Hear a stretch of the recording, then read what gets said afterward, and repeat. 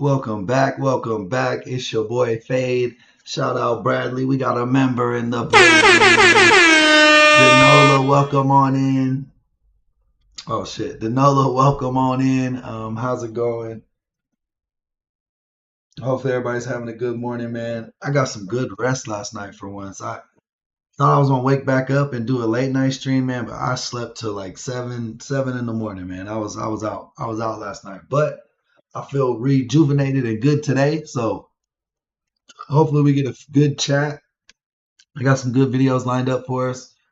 Hopefully they're interesting and we have a good time. You know what I'm saying?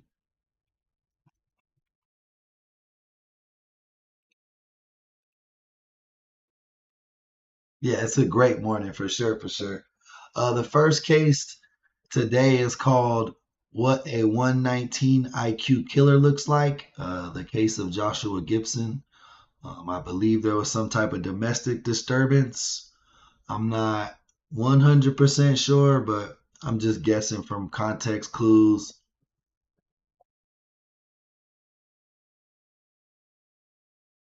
Hey, sis is coming late. No worries, you're okay. Hopefully, if not, if you can't make it through the whole stream this time, at least you'll have something to watch later, right?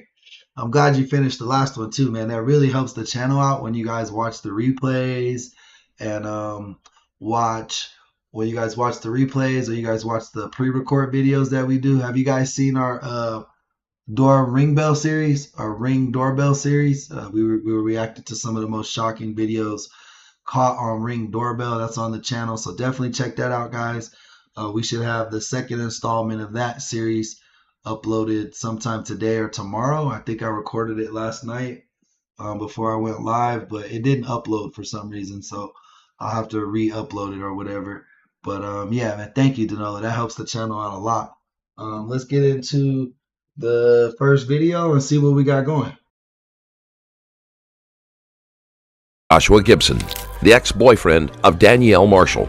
The couple shared a child and had continued to carry on an affair. This is Joshua Gibson, the ex-boyfriend of Danielle Marshall. The couple shared a child and had continued to carry on an affair in spite of their constant fighting. The police received a phone call from Gibson telling them that something was wrong. When they arrived, they found Marshall dead on the kitchen floor.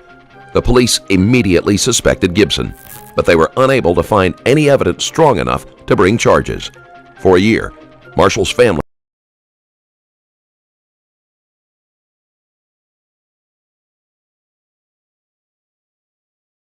an affair in spite of their constant fighting.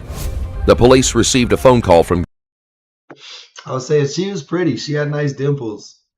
I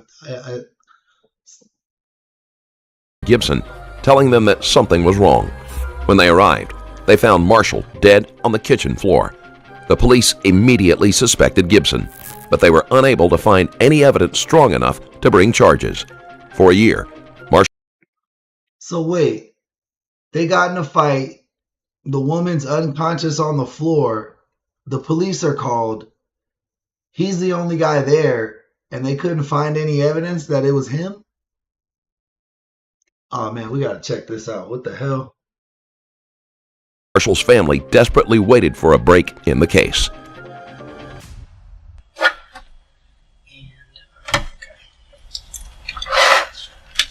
Let's get that out of the way.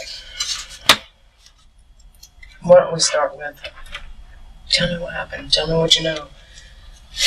Right now, what I know is, I woke up. Okay. What time did you wake up?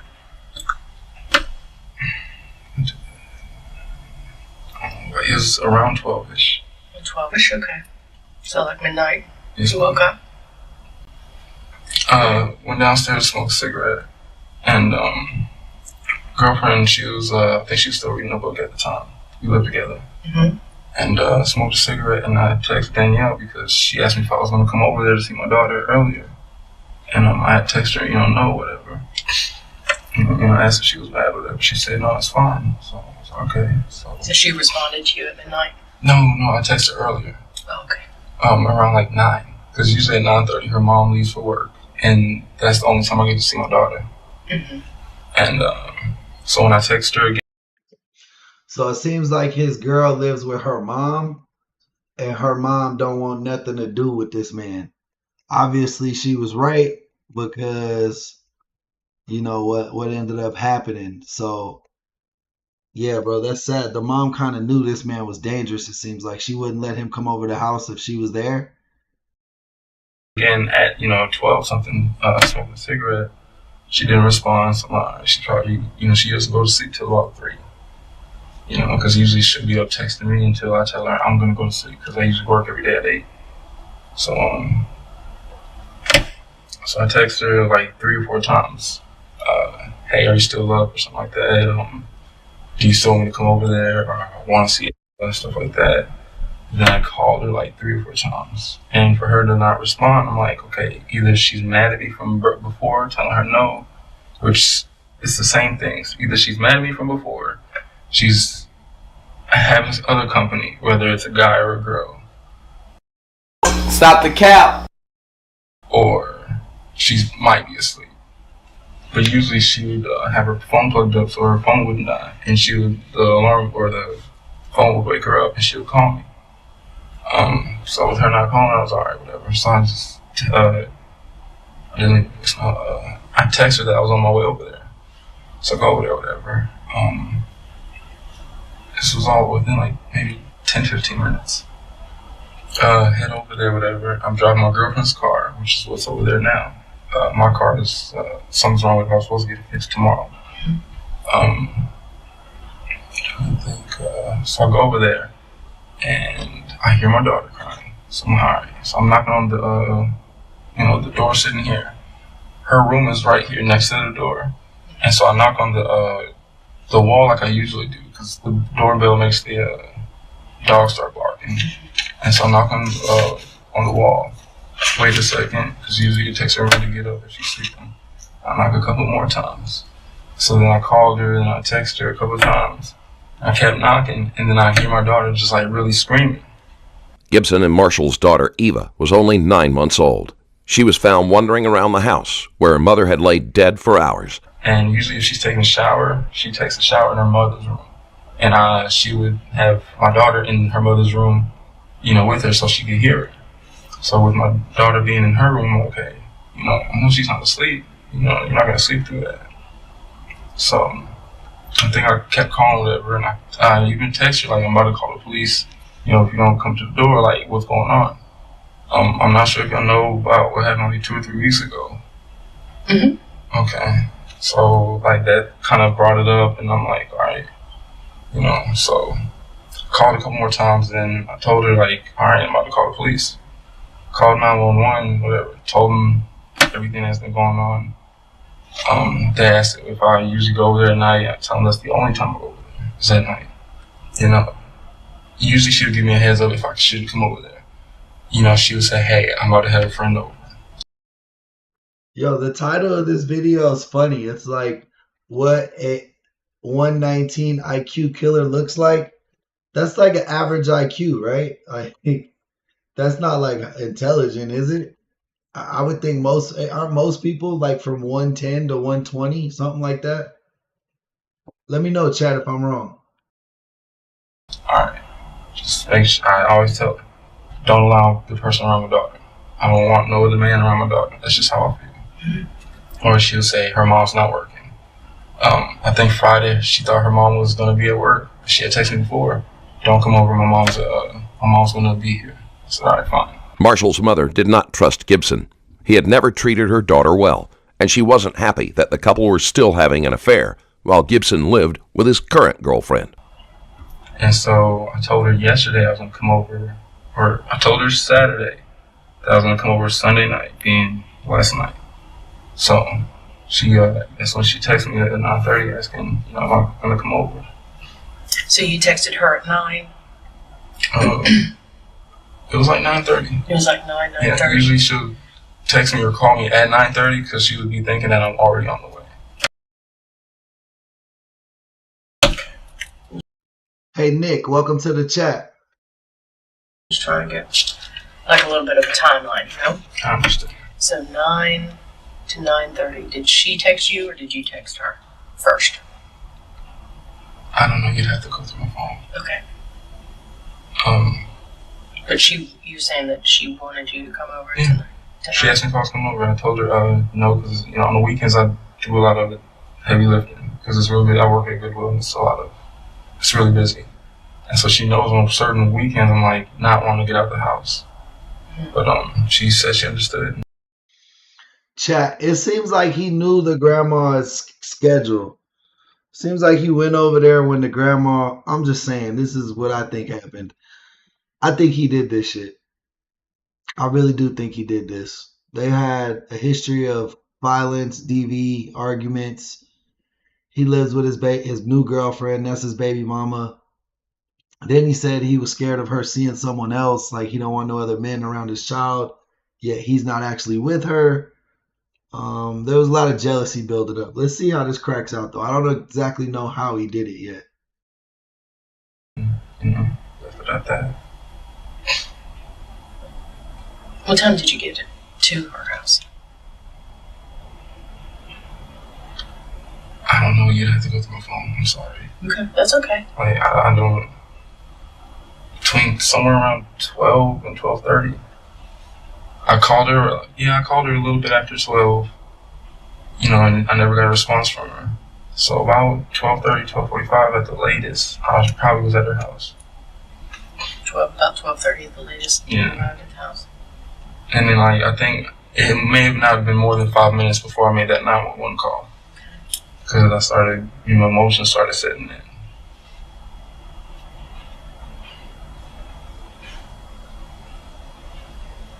And you live with your girlfriend? Is that right? We live together, me, my girlfriend, my son, our son, and my little sister. Okay. What's your girlfriend's name? How do you spell that?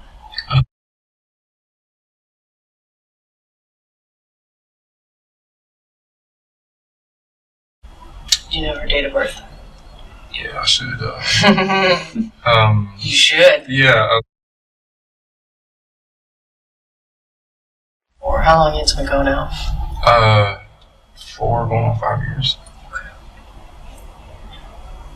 On and off.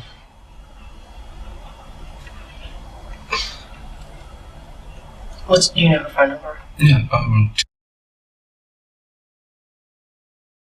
So I think he went over there at 9:30 when he initially told her no.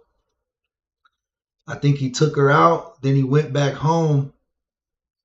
And then he came back after he cleaned up the shit. He came back and acted like, oh, I just came here for the first time. You know what I mean?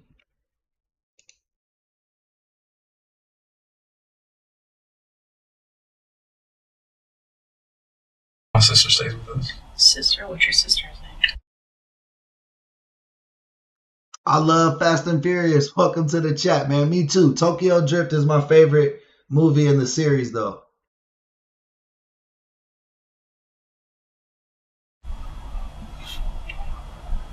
How old is she? Do you know? She's 20. She's 20. Do you know her date of birth? Look at you. You can see her. 92. You didn't think there would be all these kinds of questions, did you? So she's 20 years old? Yes. How old are you? 24. 24. Was your... And who else? Our son. You and Davita's son? Yes, ma'am. Okay. What's his name? Oh, that's right. I was saying, I think I'm the same age as this guy. How old is he? That's a great question. 4 months. Oh, 4 months. So Yeah. you're just a baby. August, last day of August. Okay. And when you woke up at, like you said, midnight, and you went downstairs, you said? Yeah. Is that right? Mm-hmm. Okay. So is it like a 2-story It's apartment? a townhouse style It's a apartment. townhouse, okay. And you went downstairs. Who was downstairs? No.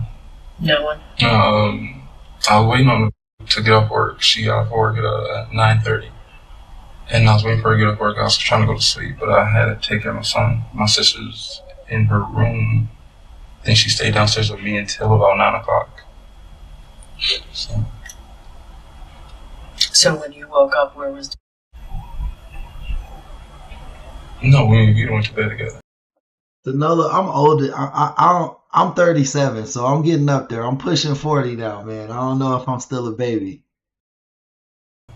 Right. Yeah, she was. Okay, so she was in. So you woke up around midnight, and she was in bed. Mm-hmm. She was reading her book. She was reading her book. So she was awake. Yes. Okay. So at midnight.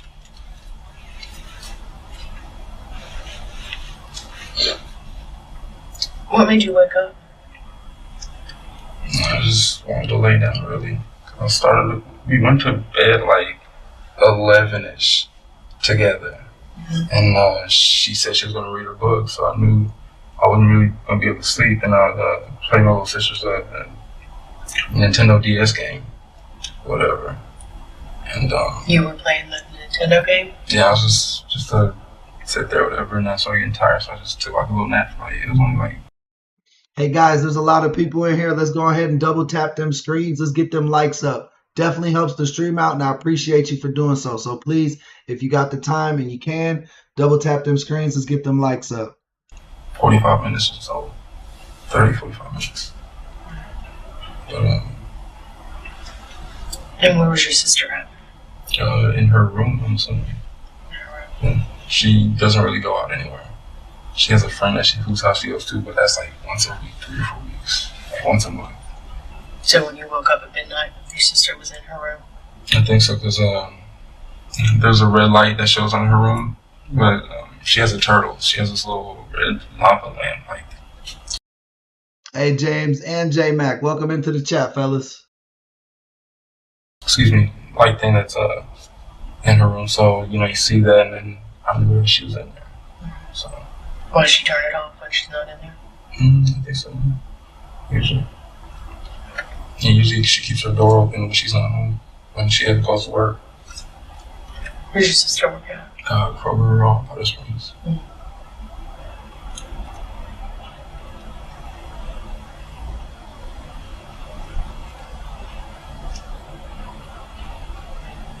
What time? You said that Danielle texted you, or you texted her around 9 o'clock. She wanted you to come over tonight. What time were you supposed to go over there? You mean as far as what? What time were you supposed to go over there tonight? Well, I didn't tell her until like 12. But I told her no at first, like I said.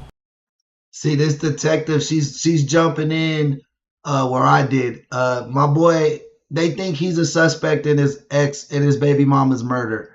Supposedly, he went over to her house and found her deceased on the floor, and then called the police. But I think when he said he didn't go over there at 9, I think after his baby mom's mother left the house, he snuck in. They got or something, and then he cleaned up the evidence that he was there, left, and then came back in new clothes at midnight, acting like he was there to see his baby. Oh, you told her no? Yeah, I told her I was going to go see because of work. And that's when she said, okay, I understand. And let it be. So she texted you and wanted you to come over? Yeah, well, she just asked if I was coming over. Oh, and you said no? Yeah, I told her no. Because you had to work? Well, I got off at work at 7, and on weekends it's like really busy, so I was tired. And so Good morning, Jess. Thank you. I guess she understood. So you got off at work Sunday at 7? 7, yes. Made it home about 7:30 because I had to wait for a coworker to take me home. Yeah. And do you have to work tomorrow? You have to work today? Any Or Monday? are you off? No. You off today? Mm-hmm. Schedule off. Okay. So when was the last time that you spoke with Danielle? Like First on the face to phone? face. On the phone. On the phone? Yesterday. Yeah, Yeah, sure. We speak every day. you do. Our relationship's not the best. It's gotten better, but we still have our battles. Right. Tell me about that conversation Which one? yesterday on the phone. I told her about Thursday I lost my debit card. I was looking for a debit card. because I was supposed to get my car fixed on that Friday. And so I think Thursday night when I He's been pretty direct, but here we go. Here's the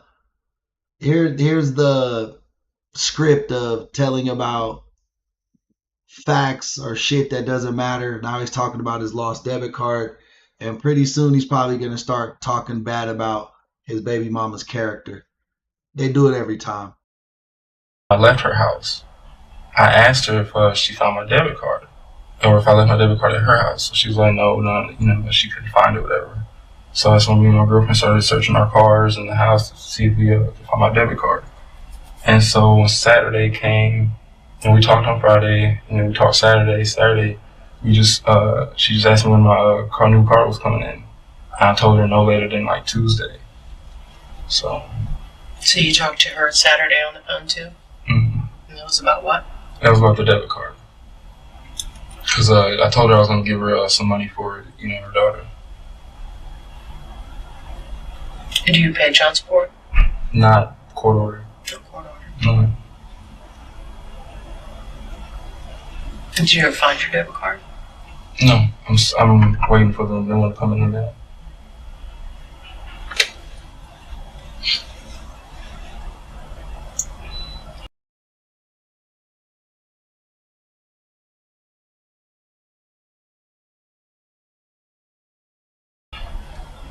When were you supposed to give her the money? Oh, Stan, welcome in. Appreciate you, man. And Latrell, welcome back, my boy. It's good to see you. I was supposed to give it to her Friday when I got paid, but I explained to her the situation as far as the debit card, whatever. So Friday you told her that you lost the debit card? Thursday night going into Friday. Okay, so you lost the debit card Thursday going into Friday. Mm-hmm. And then you called her on the phone Friday. Said you lost the debit card. Yes, ma'am. How much money you were supposed to give her? $200. And you said your car broke down too? Yes. And that's in the shop? Well, it's at the house now. It's a guy I work with. He knows a guy who does mechanical work. I've been talking to him on the phone for about a week now. Mm-hmm. And he told me I brought my car to his house and we drove around on it, told me what was wrong. What's wrong with it? Well, my girlfriend thought it was suspension, and he told us it was something called the bearings. I don't know anything about cars. Me neither. So he said it was the bearings. I asked him how much it was going to be. He said he would charge me only $300. So I called my best friend, Shabral. He stays in Kennesaw. I asked him how much bearings would be. He said he was getting his wife's changed, and hers was like $550. So he told me it was a good deal, and I've been just waiting to receive money so I can go pay for that stuff. Gibson planned the murder carefully and knew the timing of his car being unreliable would be perfect. Not having a fully functional vehicle would strengthen the story that he was home the entire night. When did you talk to him? When did you ride around with him? The mechanic guy. Mm-hmm. Talked to him maybe a week ago. Okay. So your car is your car drivable? It is, but it's really loud and you can tell something's about to really go wrong. He told me that if I drive too long, the wheel would lock up. That's not good. No. Yeah, bro, lying. I told you, he snuck over there right after that grandma left. He probably left his phone at home too. Like how most of these people go killing people with their phone in their pocket. I don't think he was that dumb. Because they said it took the cops a year on the intro to have a break in the case. So I'm still curious what that break was. Okay. So he thinks it's the bearings. Yeah. He's going to change that out. Okay. But did you ever talk to her on the phone Sunday? Sunday? Mm-hmm. No, I haven't heard from her all day. Mm-hmm. I went to court and judge, I guess, was handed a letter saying that the restraining order was dropped. Mm-hmm. He asked me if I wanted to say anything. I just said no and walked off. So you're saying that the restraining order was because you threw a bottle at her? I think that's the statement that she made. It was something about a bottle being thrown at her. Mm-hmm. But what about the last time you said that you did get physical with her? I didn't. Well, tell me about that. This was probably in the summer. Mm. I'm trying to think, like, we got into an argument. I don't have any clue what the argument was about. We getting deep in here, guys. Double tap them screens. Get them likes up. Definitely subscribe to the channel if you like what we got going on. True crime reviews. That's what we do here.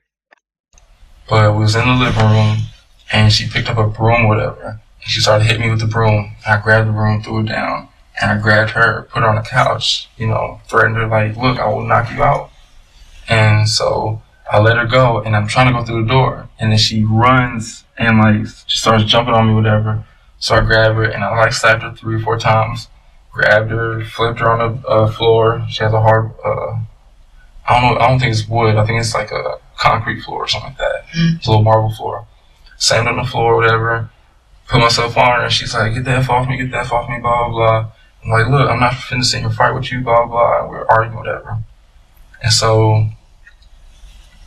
get back up, my clothes are torn, whatever. And I think we scuffled like another 2 or 3 times. It was like a 10-minute fight. Gibson and Marshall had a volatile relationship. He claimed his only reason for not cutting ties was because he wanted contact with his daughter, but most of his visits consisted of spending the night with Marshall. I went home, and girlfriend asked what happened. Tell me, what did you do when you got home? Got home, my father was there because he had a job. Hey, shout out Mr. Convertenrung. I'm sorry, I can't say that, but appreciate the subscription, bro. We appreciate you.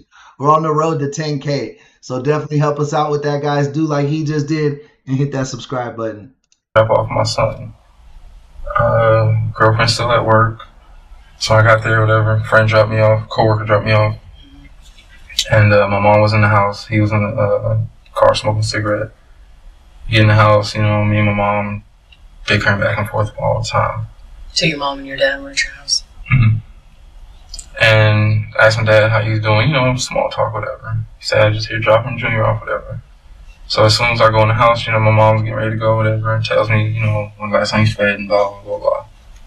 And asked my sister to watch him so I can go take a shower. I go take a shower, come downstairs, and she, I think he starts throwing up or whatever, spitting up. So I grab him, take care of him, and change his diaper. And she stays downstairs with me for a little minute. I was on NFL.com looking up sports, the games for tonight, whatever. And we're talking about just random stuff. And eventually she just goes in her room. And I put my son to bed around... See, I have to look at my phone because I text my girl. Lorena, shout you out. Thank you for your sub, man. We definitely needed it. Appreciate you. Girlfriend, when I was putting him to bed. I was putting him to bed around 9 o'clock. Yeah, about 9 o'clock, I was putting him to bed so I can get him to go to sleep, so I can try to go to sleep. But yeah, he kept crying, so I kept having to give him the bottle or whatever. Okay. Was he asleep by the time your girlfriend came home? Yeah. Because she didn't have to watch him at that time. What time she get home? A little bit after 10. She got up at 9:30. Usually she would be home within 10 minutes, but she had told me that she had to go get her brother's debit card. So about 10 o'clock, your girlfriend came home? About Dennis and Eva, welcome to the chat.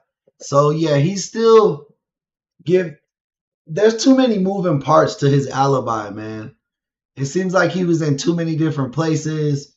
I thought they said he lived with his girlfriend. Now he's over at his mom and dad's house where his sister lives, and he's taking showers. And I don't know, man. There just seems to be too many moving parts. Like I said, I really think when he told her, no, I'm not coming over at 9, when she asked if he wanted to come see the baby, I think that's when he really went over there.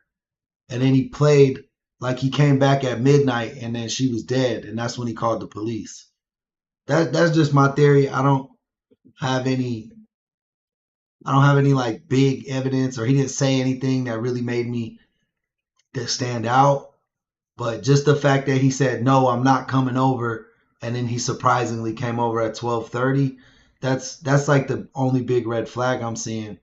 but it doesn't mean it's not a flag. You know what I mean? 10, a little bit after 10.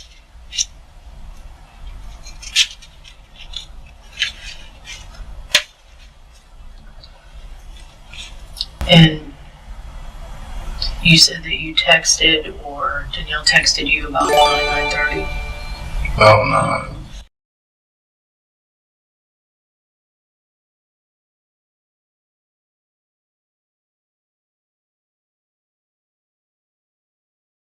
A little bit before 9:30. A little bit before 9:30. And then your girlfriend came home. About 10 something. Yeah. And then what? 21. Like after she came home, what'd you do? Talked. She had a pump, whatever, so she always pumps downstairs. So she pumped, whatever. What were we talking? Just talking about random stuff. Didn't have anything on the TV. I was listening to YouTube. Listening to some songs. You guys can't hear me? Let me know if the mic's good. I'll switch back to the old mic. I'm charging my Ray-Ban glasses right now. I forgot to put them in the case last night. On YouTube, whatever. Kept asking her when she was ready to go to bed, whatever. She said after she pumped, whatever. And we ended up going to bed at like 11. Yeah, about 11. And where was your sister at when you went to bed? She was already upstairs. She was upstairs before we got home. Yeah.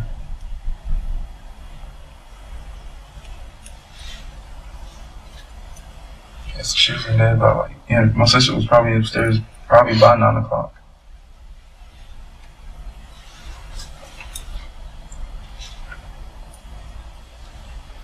And so when you went to bed at 11, did you have a TV in your room? No. Just where were you playing the video games at? Oh, it was it's one of those handheld games. Handhelds. So I just brought that upstairs with me, and yeah. And she was reading. What kind of book was she reading? 50 Shades. Yeah, the mic works when I unmute it. Mom. You right. Shout out Sterling, man. Welcome to the chat. 50 Shades of Yeah, Grey. I bought that for a couple weeks ago. Oh, okay. And about what time do you think you fell asleep? I want to play the game for like maybe 10, 15 minutes. Yeah. When the police checked Gibson's phone records, they matched his story, showing that he made multiple calls to Marshall. It also showed that his phone was home the entire night, which was a point that the prosecutors later used to show that Gibson intended to kill Marshall and that it wasn't as... I told you he left his phone home the whole night. I said that. I was like, bro probably went over there right when that grandma left for work. She didn't trust him. He wasn't allowed at that house there. She knew he was dangerous. That they had violent scuffles in the past. You know what I mean? She ended up having a restraining order on this guy at some point. So, and I'm not saying that always leads to the man being guilty or even worthy of having a restraining order. But the fact that the scuffles have been there before is going to leave you to be the number one suspect. And I just didn't like his vibes. Like when he said he heard his baby crying and then he called the police. Like, if you love that girl, if you loved your baby mama, even if you weren't together, if you still had love for her and you thought there was any chance that she was in there injured and you heard your baby crying, you would have probably tried to kick that door in. You know what I mean? You wouldn't have just stood outside and waited for the police to show up unless you already knew like you had some guilty intentions and were trying to make it look like on purpose, I could have had nothing to do with this. You know what I mean? sudden crime of passion.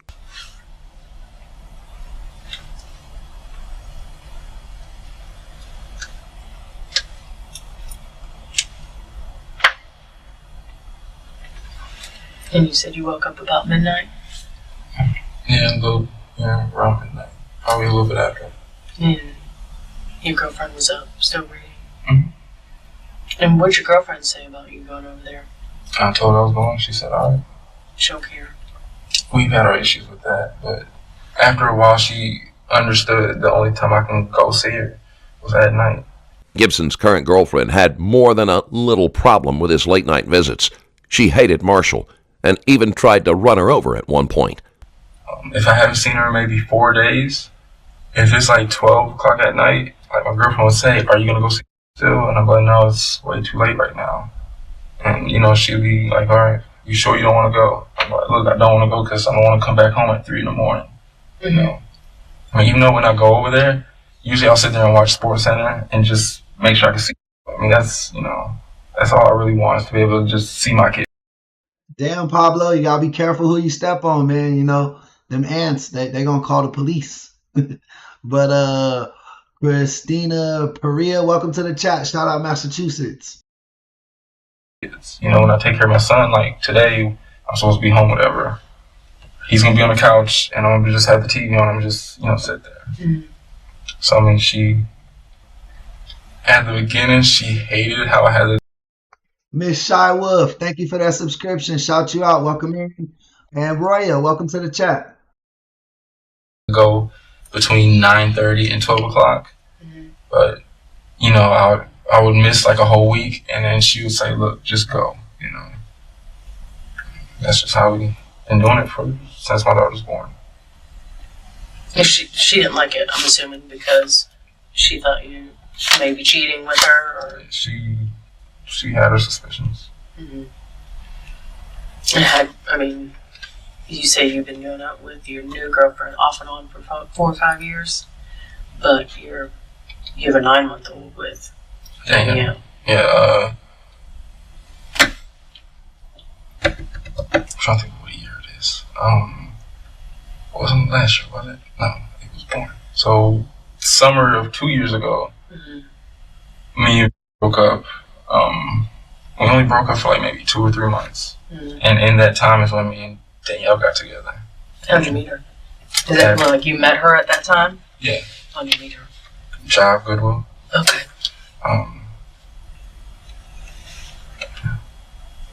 Does Danielle still work there? No, she quit maybe a couple weeks, not a couple, maybe about a month or 2 after the baby was born. Does she work at all? No, she's just going to school. So, what's she going to school for? She said nursing, but I don't really ask her about schooling or anything like that. I know she asked me, when I get my taxes back, will I help her as far as school? And I told her, I'll give you what I can give you, but, I've always made it clear, everything I give you is for our daughter. And she does take advantage of that. She still asks me for cigarettes and to buy her food and for other little things like that. If our relationship's good, I'll do it. But it's been a couple of times where I'm like, no. But as far as that whole school thing, she's asked me if I could give her like $2,000 with my taxes. And I told her, depending on my taxes, I might give her between $500 and $1,000 at the most. Does she get food stamps? She gets food stamps. Does she have any other kids? No. We only have one. We're together. That's her only child. That's her only child. Okay. So tell me about her mom. Do you like her mom? Does she like you? I never had a problem with her other than the day my daughter was born. Her mom made it clear that I wasn't allowed to see my daughter. Why? Because the day me and Danielle broke up, when I was with Danielle, her mom was like, he's a keeper. You should make sure, no matter what, you should have him, blah, blah, blah. Cause Stop the cap. Bro, that mom wouldn't even let you in her house. You had to sneak over after that mom went to work on her night shift. So I know he's bullshitting. Quick update. If you don't know what's going on, this man allegedly found his baby mama murdered at her mom's house where she stayed. He popped up at midnight supposedly to check on his baby, to see his baby. And hey, DC, welcome to the chat. And then called the police when he said he couldn't get into the house. But I believe that, the police, obviously he's the main suspect. But I think he left his phone at home and has some bullshit alibi. Like all these 3 stories he's trying to tell where he was in between the time she was dead, that she got killed. He was like either at his house, about to go to sleep. Then he went to his parents' house to see Junior, his other son, and blah, blah, blah, blah, blah. Take a shower, all this other stuff. But this whole time, his phone was left at his apartment.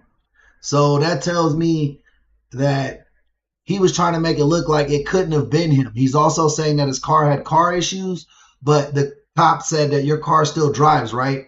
He said, yeah, but there's something wrong with the wheel. The mechanic said the wheel could fall off.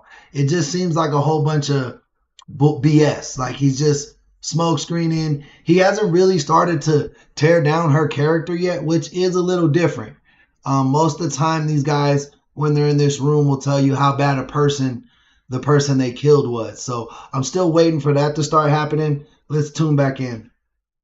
You know, I treated her right. You gonna cry in the car. Her mom's been in an abusive relationship with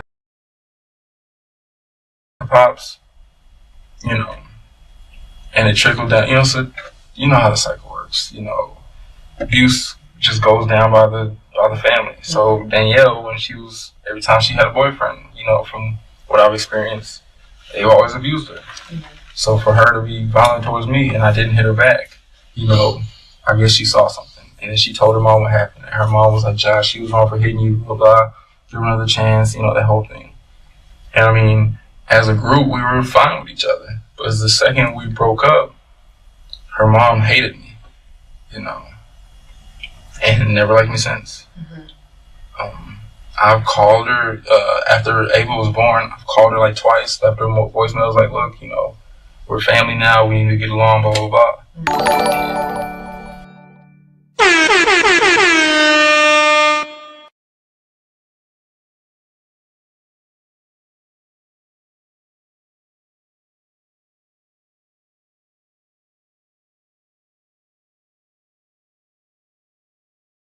Shout out Chris, my bad, I was muted. But shout out Chris, that player from Detroit, man. Thank you for the super chat, guys.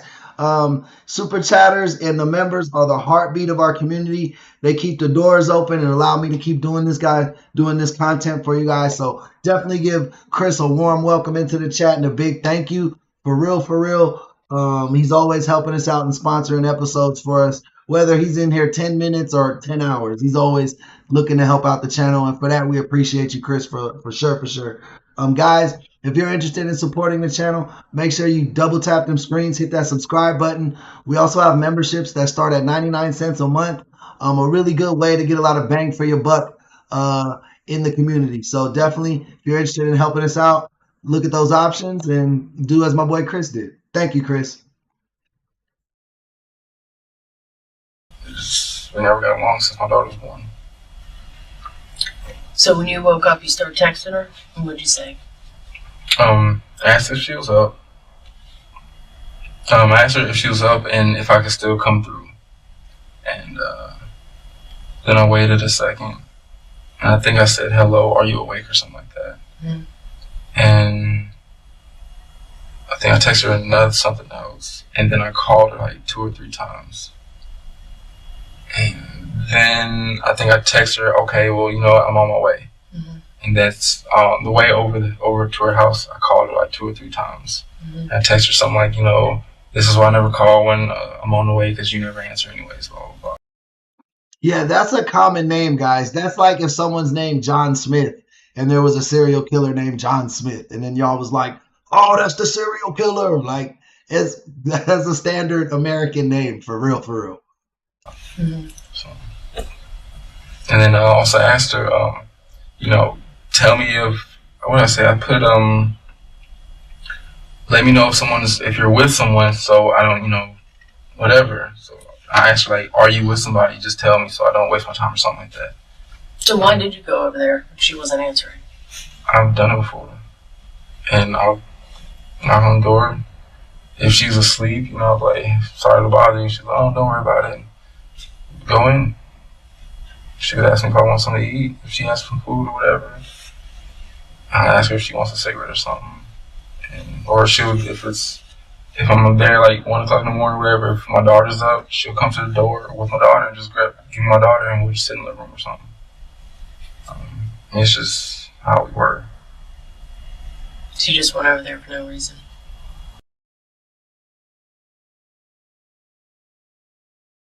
I believe the suspect's name is Josh. If you guys are wondering in the chat, this gentleman's name is Josh. I mean, you and my daughter. I haven't seen her since Thursday. Thursday. So when you got there, tell me what you saw. Of course I checked, make sure nobody was there, whatever. Didn't see anybody in the driveway. How'd you check to make sure nobody was there? Usually when alright, the street's like this, whatever, and there's a turn, and then there's a stop sign. At the stop sign, usually somebody would be parked there, and if somebody's parked there, I would go in the cul-de-sac and just turn around, whatever, and I'd call it like, is that a family member? Or are you having company, whatever? So her company would park in the cul-de-sac? No, it would park right on the street in front of her house. Okay. So when I saw there was nobody there, I always turn my lights off because her neighbor across the street would always watch to see if my car was there. And she would call her mom, and then her mom would call her and say, I want him out of my house, whatever. We got called like 4 or 5 times. By the neighbor? And so as I'm pulling up, my lights are off. The parking lot's empty, or driveway's empty, so I pull in, whatever. Go, if she's awake, usually she would have the living room light on. And it was off, so I'm like, alright, she's in the room asleep, whatever. So I knock on the wall, like I usually do, and didn't hear anything, whatever. I knocked on it again, and then I started texting her, whatever, hey, I'm outside, come open the door, blah, blah, blah. Called her like 2 or 3 times. And then I heard my daughter start to cry, whatever. And so then I think I texted her, why is Ava crying? Why aren't you doing anything? I'm going to call the police, whatever. What happens every time you call the police or whatever.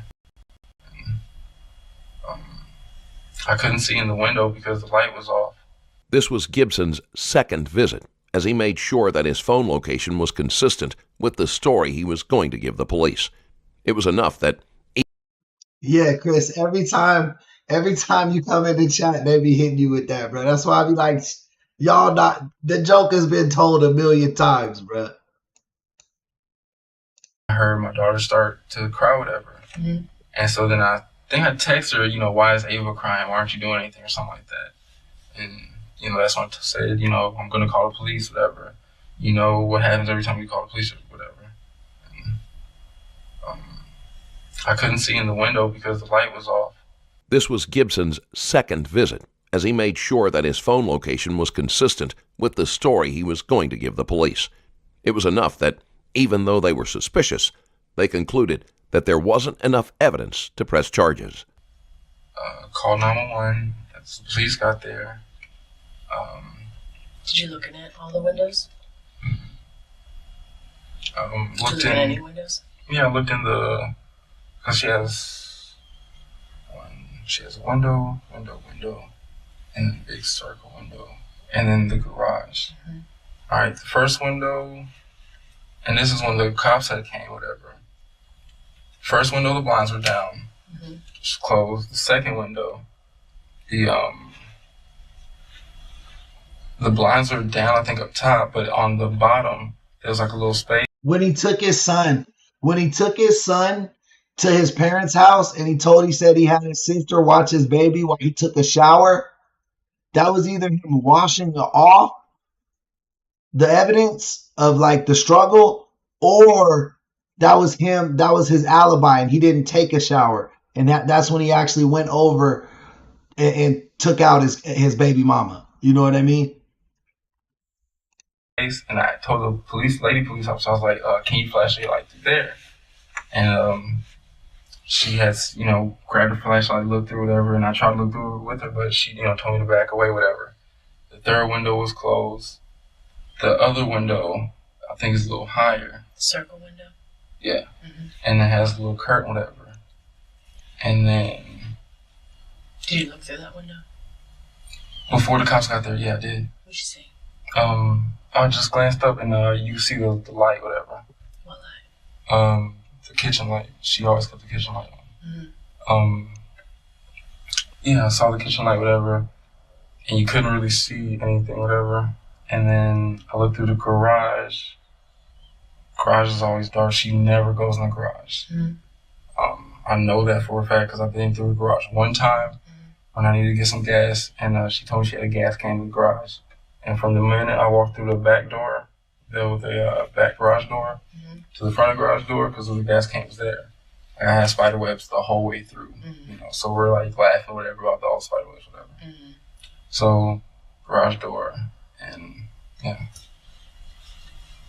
So before the cops got there, did you go around to the back of the house? Mm. Why not? She never uses the back window to the back door. If you're looking through the windows trying to find her. No. That's what I said. If he was worried enough to call 911 and he heard his baby crying in the house and he knew that potentially his baby could be in there like unsupervised, why wouldn't he have tried to get in the house? You know what I mean? Or make a better effort of trying to see inside or something. You know what I mean? He seemed too calm and like he knew what was going on. Because the living room's so small, the back door and front door is like right there. I never really thought about doing that. But you couldn't see through the windows, right? Mm. So you couldn't see the back door through the front. I didn't, but I mean, I think you can, but I didn't specifically see. Right. Okay, that's it. Other than that, I mean, I didn't feel like jumping the fence to her room or anything, which, yeah, I didn't even think to do that. When you first got there, did you hear the baby crying? Very first got there? Not when I first got there, it's when after I started knocking. Knocking on? No, on the, because the door sits here and then there's a wood, like a wall. Hey, good morning, Manny, man. Welcome back. Where the door is, and it's like real thin. I always knock on there like 3 or 4 times, and then she would come out. Is the baby in her room? Mm-hmm. So when you're knocking on the window, that's when the baby started crying? Yeah, on the wall. Mm-hmm. So you could hear the baby through. Yeah, and that's when I, after the text and call or whatever, I called the 911 operators. And I was on the phone, and I told them, like, I still hear her, like, she's really wailing right now. Mm-hmm. And they said, all right, just stay on the phone, whatever. And then they started asking me questions and things like that. Mm-hmm. Excuse me. When you got to the house, were you worried about her? Didn't you? I was worried about both of them. About both of them, yeah. As far as hearing Ava, like, it made me feel good. Like, all right, she's just crying, whatever. As far as Danielle, I think I texted her, did you didn't leave her, by herself, did you, or something like that? Because she's never left by herself. Mm-hmm. But I know, like, I've asked her, where she would be at one day, whatever, or one night, and I tell her I'm on the way, and then I'll see her walking in her driveway. Mm-hmm. It will be in the house. I'm like, where are you coming from? She's like, oh, no, I just walked up and down the street. But that's the only time it's ever happened. So I'm asking, I think I texted her, like, did you leave her? It's not you to leave her by herself or something like that. Other than that, I was worried about my situation and, is something happening? What do you mean, your situation? Was somebody trying to hurt me or, if it wasn't a random thing, could have been somebody that she pissed off. Like, in my mindset, I felt like she pissed off the wrong dude and something happened. So that dude wanted to kill you and her? I don't know. I'll be thinking, like, I'm just sitting there thinking, might be playing the Xbox. I'm like, you don't want to maybe hurt her, but you want her to maybe feel hurt, So how do you hurt her without making her feel hurt? Either her daughter, the person she's still in love with, her mom maybe, something like that. She says that she doesn't do any drugs anymore, but I don't believe it. What kind of drugs did she do? She smoked marijuana regular. Mm-hmm. Her mom allowed it. Mm-hmm. You smoked? On occasion, she told me about her usage. Mm-hmm. I know she drinks a lot. Mm-hmm. And I did receive an email from her that I was going to use in court, but I was never given that opportunity by her saying that she took a whole bunch of pills, whatever like that, and she wanted to kill herself. Mm-hmm. So, when the cops kicked me out, I'm asking the cops, what's going on? They said your baby's fine. I said, okay, that's fine. What about Danielle? They're like, just go outside. We told you not to be here, and then they put me in handcuffs. I said, okay, what happened? And the only thing I can think of is, okay, she wouldn't really drink by herself a lot. Mm-hmm. If I'm over there, she'll get completely smashed. And I'll tell, my girlfriend, look, she's drunk. I'm going to be over here for a couple of more hours. and she would say, okay. But other than that, the only time she would get, if she's drinking, she would maybe sip on a cup of Moscato or whatever she has. She would not really get smashed. So, I didn't think she drank too much, whatever, by herself. Only thing I could think of was, okay, did she overdose on something? Whether it's pen or cocaine, or did something happen to her? Like, did somebody do something to her? And I'm asking police officers, and I still don't know now what happened. Like, I've been sitting here, I've been detained. But yeah, you see now here comes the script of where he's like questioning her character to the police. He's like, she smokes weed. Her mama let her smoke weed. She was an alcoholic. She did other stuff, but I think she's starting to quit, but I'm not sure. Maybe somebody else that she was talking to would have tried to hurt her or my kid or me. Like, now the bullshit is starting to come out. He's been holding back really well, seeming like just a witness to the crime. But his phone stuff was a big red flag. His alibi was a red flag. And then now here comes the third red flag about defacing the character of the victim. Detained, they said I wasn't under arrest for 5 hours, and I still haven't been told anything. So I'm still thinking, okay, is it overdose? Did something happen to her? Like, I don't know. I know it's not good. And I kept asking about my daughter, and I saw I believe he killed his baby mama and tried to make it look like it wasn't him, like that he went over there and just found her body. my daughter, and I'm like, okay, that's one relief. What's the next one? And then as they put me in handcuffs, I knew something wasn't right, and I'm like, oh, I'm the only one here. And I just was like, all right, whatever.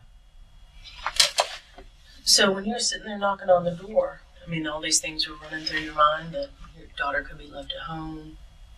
Do they have a wood fence, privacy fence, or is that a chain link fence? So it's the chain. It's a chain link fence. Okay. But it's just like a regular, normal size chain link fence. Yeah. It's not a high one. No. So she's not answering the phone, and your baby's crying, you didn't go behind the residence and just see? Okay. I didn't go behind until the police officer, because the police officers went behind, and they went through the back door. She always keeps that back door locked. She does? Yeah, she always keeps the back door locked. Why? She never uses it. Only time she uses the back door, when she used to smoke weed around me, or when I would be there and she would go smoke weed, she always went out the back door. So she'd get higher. But now she just smoking weed by herself, bro. I never met a girlfriend who smoked weed that boyfriend didn't smoke weed. I'm sure it's an occasion. I've heard of boyfriends who smoke weed whose girlfriend don't smoke weed. But I'm just telling you, like, this is a rare situation. I'm not saying I'm 100% right about that, but I've yet to see that. In the back door? Personally. Mm-hmm. Other than that, like, I was, we'll go outside the front door to smoke cigarettes. I might change it up. It's like, hey, let's go out back. She's like, no, because it's real dark. You don't see anything, whatever. And I think it's only like a small little porch, whatever, and no chairs. And she would always say, let's just go sit down. Other than that, she always kept that back door locked. And so when the police officer just went in, and the front door was locked because I tried to open the front door. And police officer tried to open the front door, and it was locked, whatever. So police officer went through the back, whatever. And I waited, and I was asking them questions like, what's going on? And they weren't answering, and I was getting impatient, and I do apologize. And, I went through the side, whatever, where the police officers went, and I went through the back door. And that's when, they, told me to get out and handcuff me. Yeah. Did you get, how far in the house did you get? Went through the back door. I was gonna go to her room, but I heard my daughter in the kitchen. Because the lady cop had my daughter. And so that's when I started walking to the kitchen. And I was by the couch. I'm not sure if you've seen the area. Okay, well, yeah, I was by the couch. No, I don't think he's on papers. The only thing they've talked about is a few years ago, his baby mama had a restraining order on him. but they actually dropped it over time. And then it seemed like he was able to come over her house. They were still intimate.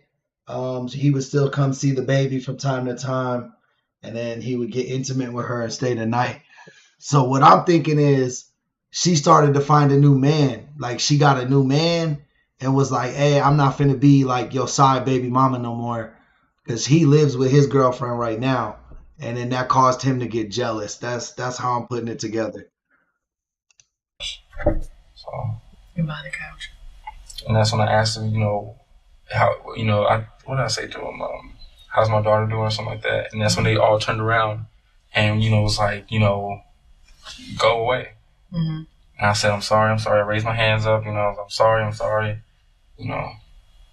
Did they tell you that she was dead?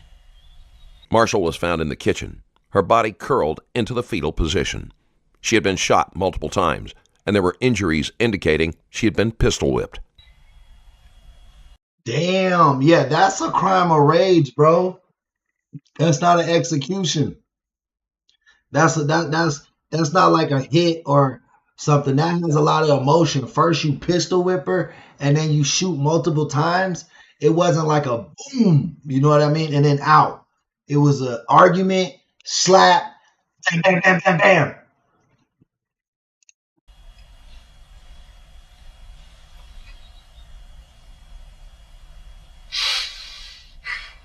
They say how? So we're trying to find out. I'm sorry. I know we had a bad relationship, man. I know we didn't like each other. There's nothing in the world that will show you that we did, but like we could be cool and chill. Like we love to laugh.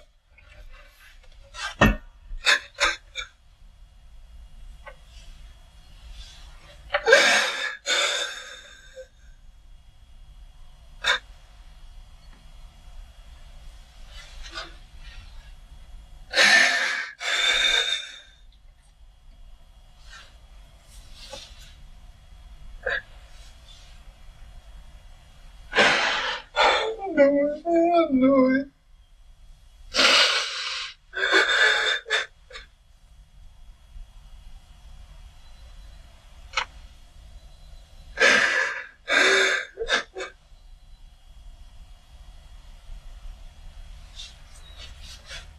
So the cops on the scene didn't tell him she was dead? Is that what he's saying? He's like, oh, I'm just finding this out now.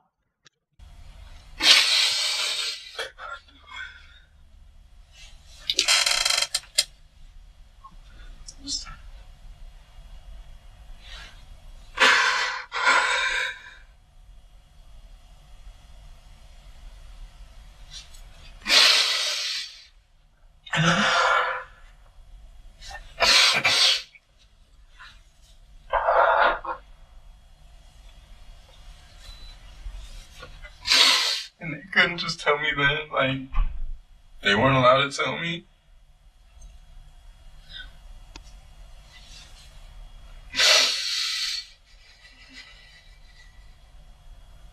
When was the last time you were in the house? Thursday. I was supposed to go there Friday, but she told me at the last minute that her mom wasn't gonna go to work.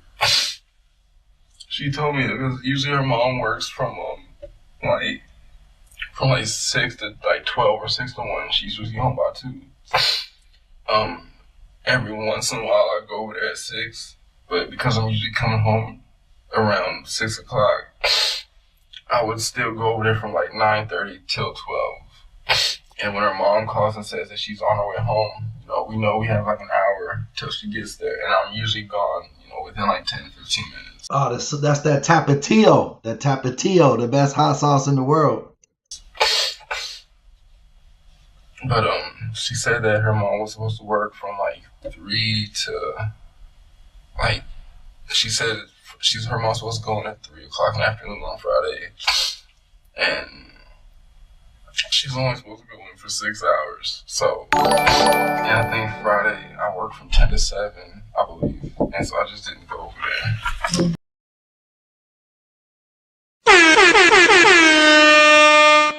Shout out my boy Chris with the back-to-back super chat. Thank you so much for sponsoring today's episode. Everybody, shower my boy Chris with love in the chat. Because of him, we're going to have an extended viewing experience today. So appreciate him a lot. Because of him, I get to stay on the mic and I get to stay on the cam.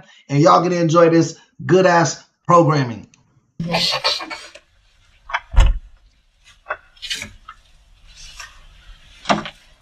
Thank you. Did you drive by the house today? Excuse me? Did you drive by her house today? When? Today.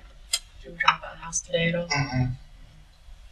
No, I had to wait for my girlfriend to get home because she has the only car that's working right now. It wasn't until a year later, when the case was turned over to the county's cold case team, that Gibson's claim was proved otherwise. After going over his phone records, they discovered a number called during the time Gibson told him he was asleep. Cell tower information placed the man near Marshall's house during the time of the murder. He ordered the hit. We thought he did it. He didn't do it. There was a second person involved. That makes more sense. I just didn't think anybody would be dumb enough to kill for him, or that he would have enough money to entice someone to kill for him. You know what I mean?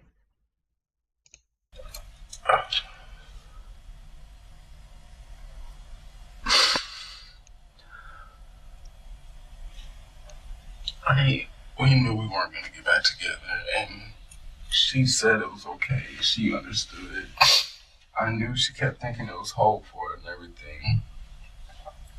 We couldn't be friends. I know that. Because, you know, we'd always try to get each other jealous when we were mad at each other. She would always text me, you know, so-and-so's coming over here, blah, blah. And, you know, we would get each other mad, but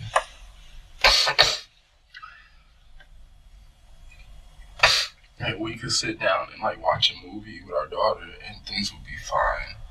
You know, she would always brag about how we like comedy. You know, she would always, even though it made me mad, she would always bring up my girlfriend. Your girlfriend doesn't like Kevin Hart the same way we do and stuff like that, you know. Were you having sexual relations with her?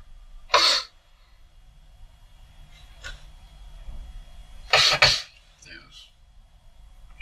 When was the last time you had sexual relations with her? It's being recorded. Yeah. It's my girlfriend who found it out. Not that I know. I'm not going to tell her.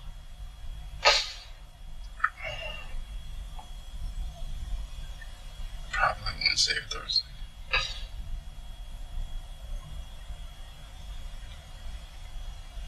So that was the last time you saw her face to face? But actually seeing her in person was Thursday.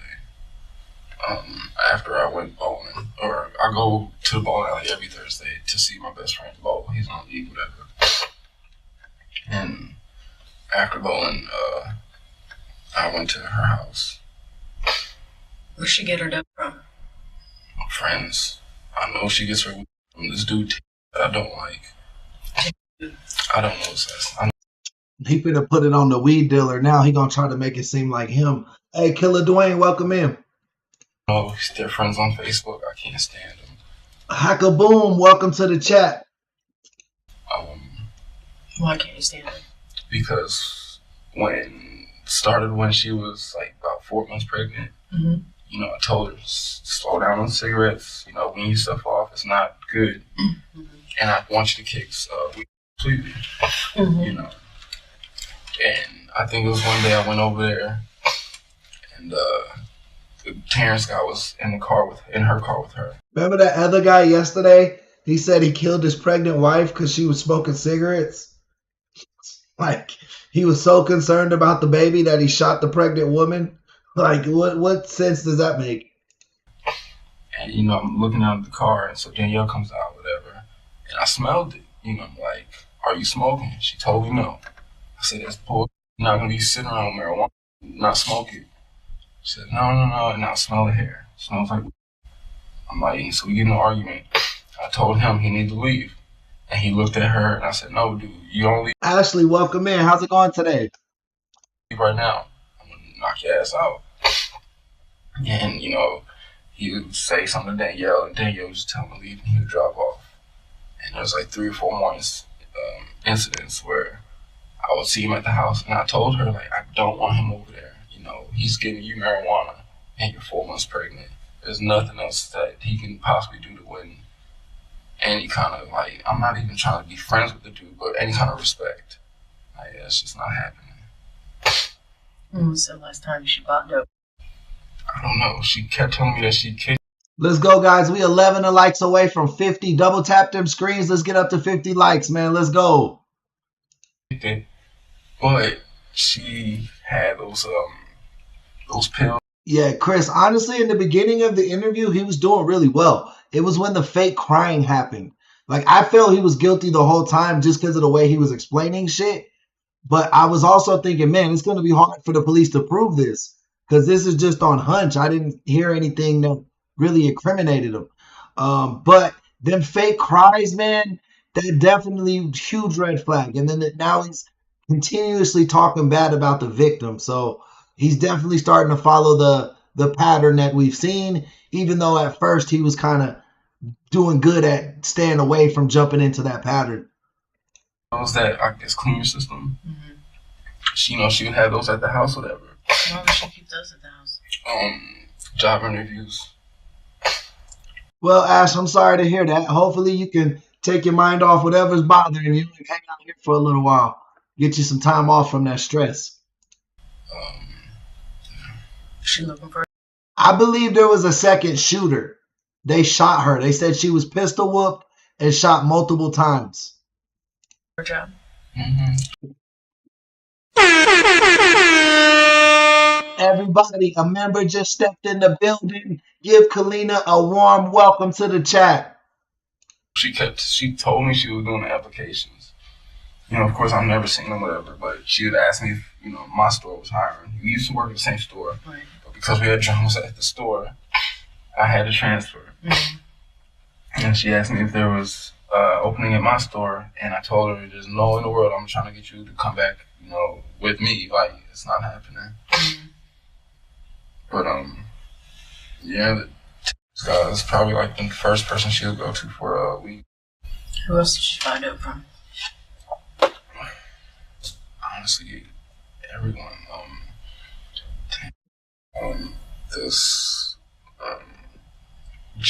I don't know their last names. She just tells me first names. She doesn't even keep them recorded in her phone. Mm-hmm. Reason being, I used to take the numbers from these dudes, and I would just keep like a list of the names and the numbers, and be like, "So who you want to see?" Blah blah. Like, we would be in each other's business constantly. Mm-hmm. When was the last time she bought? Like, dude literally had player tactics. Like, he was a player, though. Like, he had his baby moms. He had his live-in girlfriend. I think he had another baby moms because he said he had Junior, which would be the child from the lady that passed away or that got murdered was his daughter. So, and then he has a live-in girlfriend, and then he said he had Junior. I don't think his live-in girlfriend was Junior's mom. Like, he got hella chicks, but you can't be jealous and have hella chicks. Like, if you're going to be a player, you got to understand some of these women are going to pick up on your player tendencies and do that shit themselves to either make you jealous or just get even. But you can't sit here and be like, you know what I mean? You can't put her to these standards of you can't talk to nobody else while you sitting here living with a whole nother woman. I know. Let's see.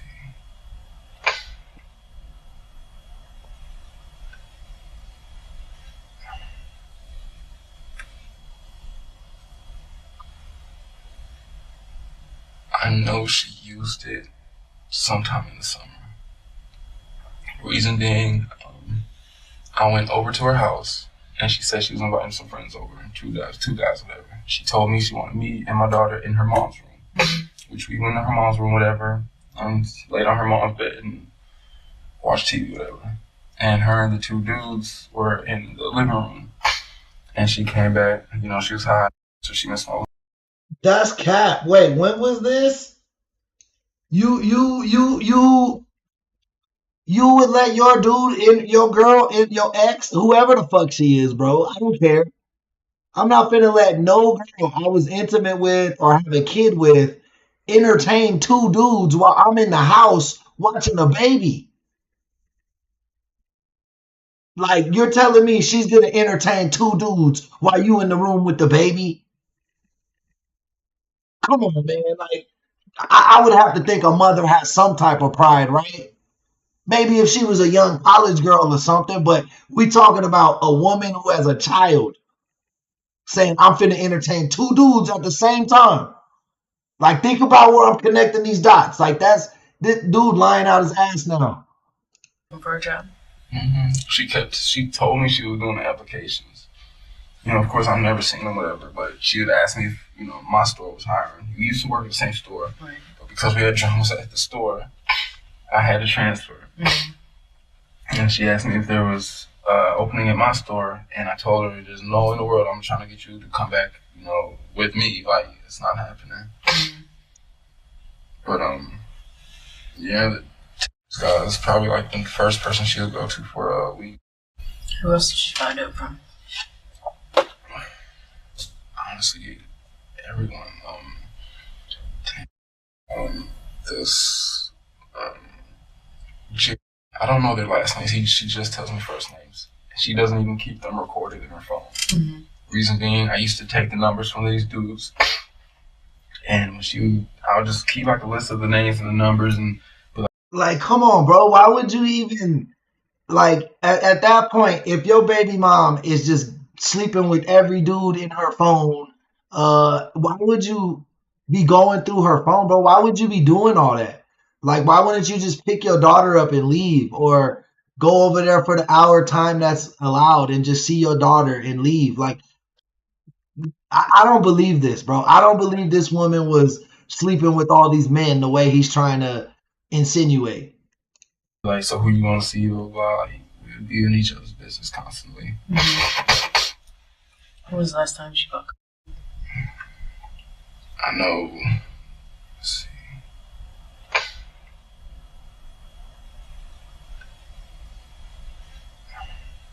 My bad. I backed it up a little bit too far, but I wanted to hear him tell the part about. I know she used it sometime in the summer. Reason being, I went over to her house, and she said she was inviting some friends over, two guys, whatever. She told me she wanted me and my daughter in her mom's room, which we went to her mom's room, whatever, and laid on her mom's bed and watched TV, whatever. And her and the two dudes were in the living room, and she came back, you know, she was high, so she been smoking. She said no, and, you know, snort, whatever. And something happened where she got into an argument with the two guys, and they were like hitting her or something like that. She got into an argument with the guys. The guys that were selling her. What the fuck kind of weed was they smoking? When do three people smoking weed just start breaking out into a fight? Especially two guys hitting a girl. And there's no record of this from the police. They were all, I don't know if they sold it to her or, cause the two guys were smoking her. I know she snorted it. And, Was this at her house? See, I knew he was finna bring coke in. I knew they was finna bring coke in. Man, if your girl was hanging out with two guys doing coke with you in the room, you gotta talk about your self-pride, bro. That's on you. Cause yeah, bro, that's on you. And I just don't believe this story. I don't believe this story. I don't think a mother who has the custody of her children would do this. Like I don't believe this. I don't know this woman personally, but I just think that's so far-fetched. Like they are damn near like no. yes. And, after Right, Bradley, that's what I'm saying. That's what I was getting at when she first told him that I'm finna call two dudes over.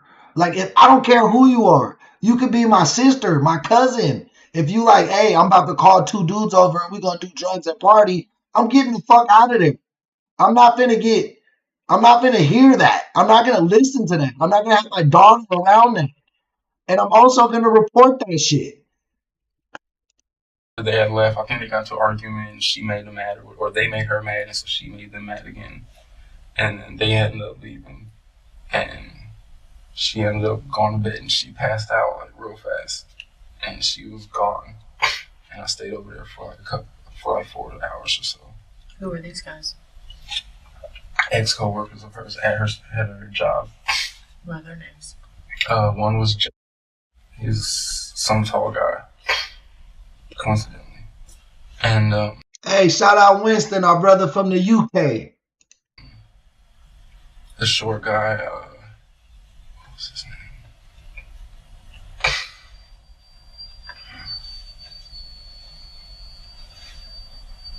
It wasn't Tim. I don't remember the other guy's name. So they were over with you and her partying? I wasn't. I was in her mom's room with my daughter. It's been maybe 4 times when. Yeah, that don't make sense, bro. She's snorting, but she passed out. Motherfuckers be up for days off coke, bro. We would do that. Katie, welcome in. When was the last time you got high with her? When was the last time you got high? I don't get that. I don't smoke. Well, you just said that you would do that 4 or 5 times with her. No, I would go over there and watch my daughter while she gets with her friends. Okay. Like, she would say, Josh, is okay if so-and-so comes over. I'd tell her, I don't want that person around my daughter.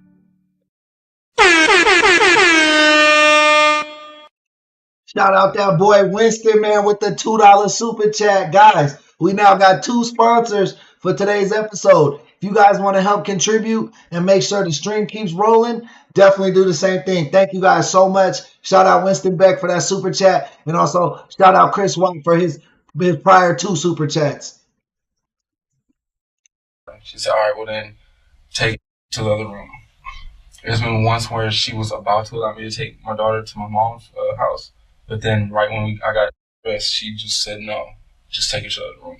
It was like 4 or 5 times where that's where I would take our daughter to her mom's room, and she would be in the living room with her friends or whatever. So that's something about that. I can send in the drug test. I have no problem with that.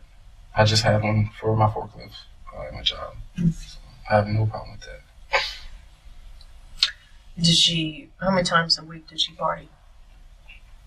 To me, the only thing drug tests really are good at catching is marijuana smokage.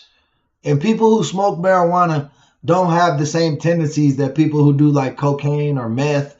Like those type of drugs, those hard drugs, for whatever reason, they get out your system in a few days, bro. Where marijuana lasts for months in your system. You know what I mean? So the whole drug testing science and shit is backwards as fuck to me. Did she have friends over? Recently, 0. This has been all in like the summer. You made her stop? I know she kept saying that she wanted to get into a serious relationship. She was trying to get out of this whole party girl lifestyle, whatever. And because I know she stopped going to clubs. You know, when my daughter was born, I think she'd been to a club like maybe 2 or 3 times. In like the last 9 months or so. Under the guise of grief, Gibson tries to portray Marshall as someone reckless, surrounded by people who might do her harm. Coming from Gibson, the police take this with a grain of salt. That's what I've been saying the whole time. He really went in. Like, it took him about an hour. Oh, shit. Shout out Kalina, man. Not only did she join the membership last night, but she also sent in a $5 super chat today. So definitely thank you for being one of the sponsors of today's episode. We are going to do a really good stream for y'all. I got videos lined up. Y'all want it. So we're going to keep going, man. Everybody give Kalina a big thank you and show her a lot of support in the chat.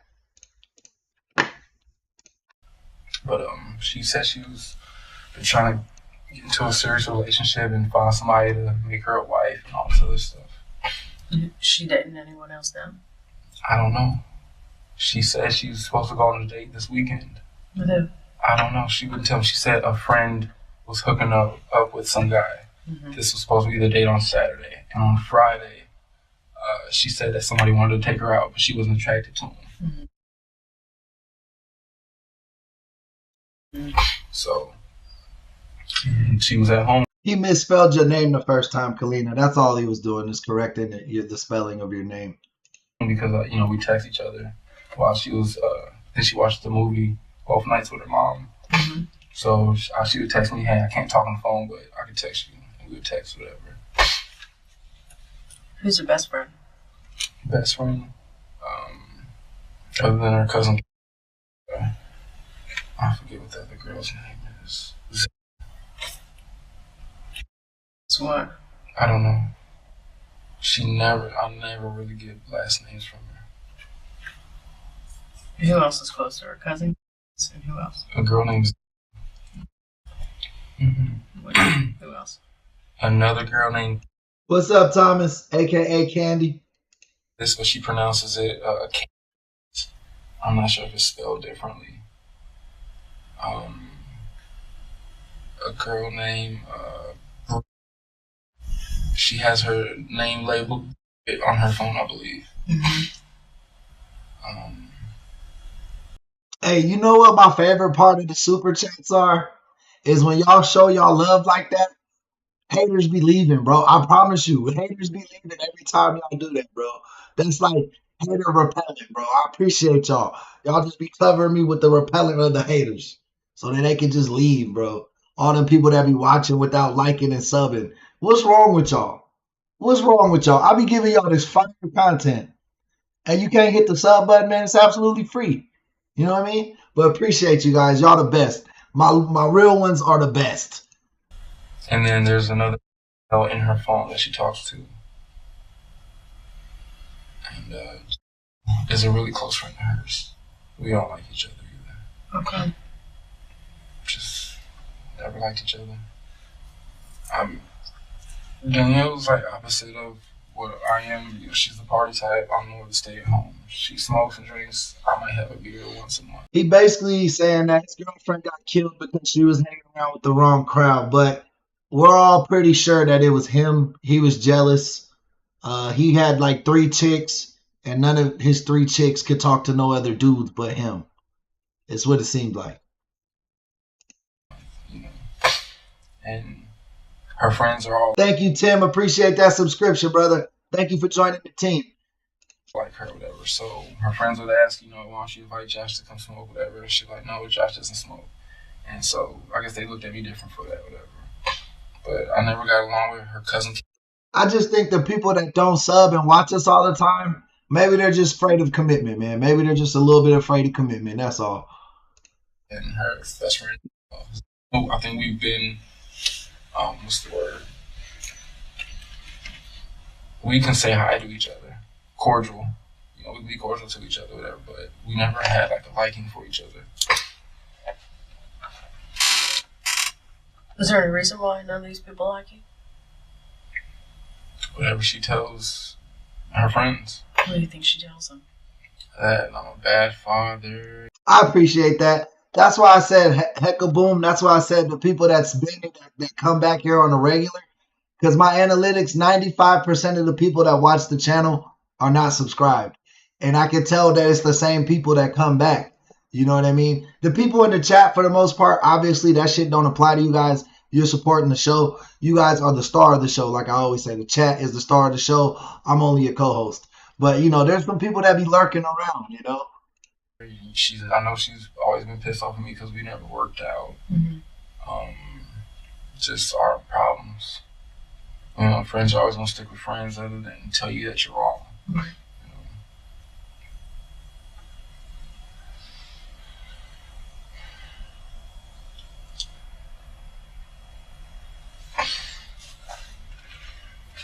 What else do you? I think he had somebody kill her. I don't think he shot her. I think someone went over there and shot her. He had like a hitman or an accomplice in this murder. You want to tell me? Right now, this guy is what I'm worried about. It's an old boyfriend of hers. I know The one that she buys. I don't know if she buys. You'd mentioned it. You sold dope to her. Okay. Is it the same guy? It's the same guy I'm talking about, but I'm not sure. Because I know they smoked before. But as far as selling it to her, I'm trying to mention everybody I know she smokes with. I recently met him once. maybe 2 months ago. Mm-hmm. She asked me to come over because she wanted to hang out with you. She wanted me to see or to take care of her. So I was in the room with in Danielle's room, and her and Jay was out on the porch, between the porch and the living room. Mm-hmm. And you know, they were talking about he wanted to know why I'm here, blah, blah, blah, if we're having relationships still, blah, blah, blah. And she would tell him no, because she was trying to rekindle what they had going on from like years back. What does it look like? I've seen him once. Average height. Mm-hmm. Not dark skin. Man, are y'all not paying attention? This guy had his girlfriend killed, and now he's acting like he didn't do it. And beard. Dark skin, beard. Yeah. Mm-hmm. I said not really dark skin. Like a medium skin. Yeah, and a beard, wears the hats and baggy clothes and stuff, Yeah, with tattoos or anything. Not that he had like a sweater, like a jacket on, like a throwover jacket or something like that, like a hoodie. Mm-hmm. But that happened on whatever day it happened. The next day, I was already over there, and the guy and another one of his friends had stopped by our house, and I was already over there. And so I'm on the porch smoking a cigarette. Right? Tahira, and his baby mama was real pretty. She was a real pretty brown skinned girl with dimples. They showed her earlier. Like, maybe he got swag. Because I be dating up. Like, my wife is 10 times better looking than me. You know what I mean? It's just my swag. Maybe he got swag outside of this. But he was crazy. You know what I mean? Jealous type. So I don't understand how she couldn't see those red flags before. You know what I mean? But people change after time. People change after you get to know them. So who knows? And I see the car pull up, and so he calls her, and she comes out the door. She's like, Josh, don't get into a fight, blah, blah, blah. They're mad because you here, and da-da-da. And so she made me come in the house, whatever. And I guess she talked to them too, whatever. So who do you think would want to hurt her? The police questioned Marshall's family and friends, but were unable to find anyone who might have a motive. Honestly, all the guys that are on her phone, everybody except for the dude. I mean, they're actually friends. But she has this reason. There's a dude named J that she was with for a long time. He's actually been abusive to her. And it's like a big triangle. Like, and her have been dating. They broke up and all this other stuff. And then the person that he cheated on Danielle with is his girlfriend now. But Danielle and that girl are friends now. Her name is that's one of the where it is. She's the girlfriend of that Jesse, and they've been talking for like the longest now. Like, it's one big circle of like, small arguments here, conversation, gossip, and stuff like that. So who'd want to kill her? I don't know. And what would she do to somebody to piss them off that much? They'd want to kill her. Right, bro. Those dudes you talking about, you saying that she sleeps with all these guys and stuff, like those guys, they wouldn't care. Like the dudes that come in and out your life, they don't care enough to hurt you. You know what I mean? It's the people that tell you they love you. It's the people that tell you, you can't leave me. Like, those are the type of people you need to watch out for, like, in these type of cases. Not saying because you love someone you could kill them. By no means. If you really love them, you wouldn't. But people who portray those emotions but don't connect with the emotions that they say, they're dangerous. They're dangerous. I don't know. Like, we haven't really talked about relationship stuff lately. You talked about it. I mean, you talk to her every day. Yeah, but as far as like, I would always say, who you talking to now? Oh, just some guy. Anything serious? No, blah, blah, blah. I mean, the last maybe month, we've had a really decent relationship. Hey, come on, guys. We 2 away from that 50. Let's get them 50 likes. 50 likes right now. 1, 2. Double tap them screens. But you talked every day. Just the same small talk. How are you doing? What's up? What do you got planned today? Work? What about you? I was just sitting home with it. Are you coming over tonight? Yeah. What time? Probably like 10 or whatever. Can you grab me a beer and some cigarettes? Sure. Can you grab me something from Checkers? Sure. So what time would you usually go over there? It's no time. At the earliest 9:30. On average, it's a little bit after 10. Reason being, my sister usually gets off work at 10:15, and on most days, I would wait to pick up my sister first. A member just jumped in the chat. Everybody give April a warm welcome. And then I'll go over there. So a lot of times it'll be between 10:30 and 11 o'clock when I would go over there. Yeah. What is your girlfriend? Chat, you get that horn for 50 likes. Congratulations. Give yourselves a pat on the back. She's a customer service manager at the Walmart. What's your sister do? You said she works at the Kroger.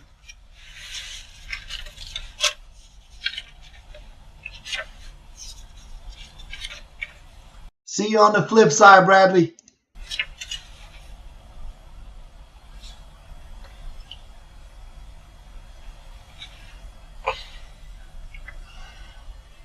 At the Walmart where? The newer one on, not the one on the actual East West. Oh, the new one by Close to Daniel's house.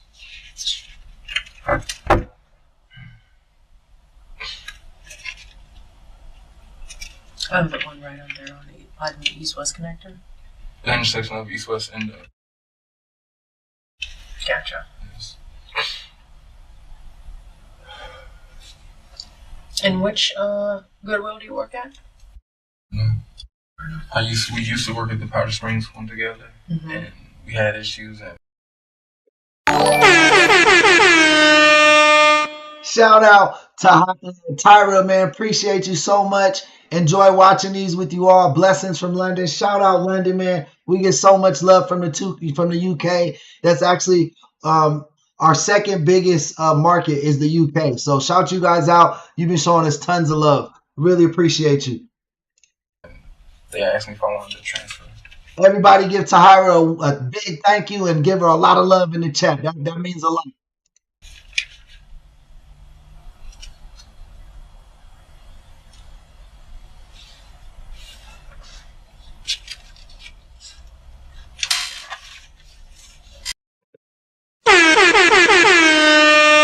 Everybody welcome in Justice. That's another member who just jumped in the chat. Justice, this gentleman, it looks like, had his baby mama murdered. And then he made it look like he wasn't there and had an alibi and stuff. But you know it's all going to come up. All the truth's going to come to the top eventually. And he's starting, it's not looking too good for him right now.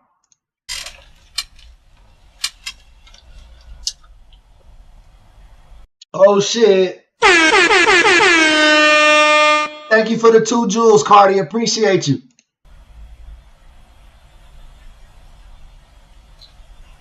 So for any reason, sorry, I've got a warrant to take your clothes. So for any reason, would I find any of Danielle's blood on your clothes? My clothes? No. Okay. Like at home here? What do you mean? Like, you need my clothes now? I'm gonna take your clothes. Yeah, I have a search warrant for you. Okay. All right, that's fine. Okay. So I'm just asking. Am I gonna find any blood on the clothes? No.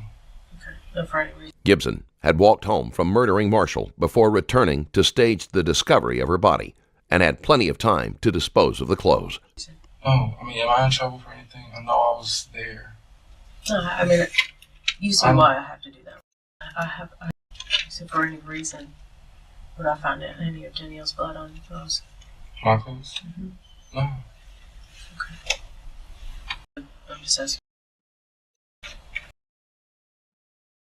On the clothes? Oh. I'm just Like at home here? What do you mean? Like, you need my clothes now? I'm gonna take your clothes. Yeah, I have a search warrant for you. Okay. All right, that's fine. Okay. So I'm just asking. Am I gonna find any No, blood no. on the clothes? No. Okay. No, for any reason. Gibson had walked home from murdering Marshall before returning to stage the discovery of her body. I told you when he took the shower, bro. That was him getting rid of the evidence. So he didn't use a hitman. It was him. He just made a call. I don't know what he probably called. I don't know why he made that call to the guy that was in the area though. That's what made me think that was the hitman. But I knew that shower he was talking about has something to do with this murder. I promise you. Body and had plenty of time to dispose of the clothes. Oh, I mean, am I in trouble for anything? I know I was there. No, I mean, you see why I have to do that, right? I know. I'm a little worried about this right now. I'm not accusing you of anything. I know you're just trying to, yeah. We're not gonna find out some facts, That's fine. right? I mean, you want to help me find out who did this, right? Yeah, definitely 100%. You need to grab her phone. Yep, I will get her. I got her phone. And her laptop. She goes on Facebook constantly. Constantly. She has a Twitter account. She doesn't really go on there a lot. Mm-hmm. I recently asked her because I heard of something called Instagram. I'm not a big media person, kind of person, whatever. Mm-hmm. And I asked her, she had an Instagram, and she told me no. Mm-hmm. But she goes on Facebook 100,000 times a day. So go on her Facebook, whatever. Facebook, Twitter. She started recently using Twitter. Mm-hmm. What else? I hate to say it, she watches a lot. Mm-hmm. That's about it. It's okay. And Damn, bro, is destroying her character. Like, yeah, man, she sleeps with hella dudes. She watch porn. She do coke. Like, how were you not able to get custody of your kid if this was possible? If this was any type of truth, why were you the one with the restraining order? Why are you the one that has to wait till the grandma leaves to come over? hip hop star, world hip hop. Hey, Shelly, welcome to the chat. One of our favorite mods just entered the building. Give him some love. World star hip hop or something like that. Mm-hmm. But Facebook, Twitter, and her cell phone. So Did she like to have breath? Hmm? Did she like to have breath? If the occasion was called for it, yeah. You gonna tell me about that time? Did you have rough sex with her? Here and there. And like, how would that happen? I mean, I don't know what we're gonna talk about. I really don't want my girlfriend to find out. She's not gonna watch this tape. She would call me or whatever and say that she would want to do some role playing, whatever. Mm-hmm. This was when she was like 3 or 4 months pregnant, And she was like, I want you to like take advantage of me, whatever, and rape me, and blah, blah, blah. So like, the night that we scheduled to do it, whatever, I came there, I wore like all black or something like that. Mm-hmm. And I answered the door, she had on this little lingerie piece. She was like, hey, how can I help you? And we like role played and whatever. But other than that, like we never rough like in hell. The police were called to the house. No, earlier they said it took up to a year after this interrogation. It wasn't until this case went to the cold case detectives that there was a break in the case where they found inconsistencies in his phone records. House one time. Police Do you remember? You remember telling the police you saw the story? As far as what? As far as she said that you wrapped your hands around her throat. Yeah, I remember her saying that. Yeah. What happened that night? Argument. She hit me. I left, and police called me and said, to come back there, and I came back. And what'd you tell them? I told them we argued. Like I said, we've had incidents. Did you tell them that you put your hands around her throat? No. Mm-mm. Was she lying when she said that? Yes. And what did you tell the police? I told her we argued, and she got mad at me. There's like maybe 2 or 3 times when she hit me and I would just walk off, or we would just argue and I would leave and she would call the cops. And according to the report, it said that you said that you were having rough sex with us. Why? I would like to see that report because I have all the police reports that I filed.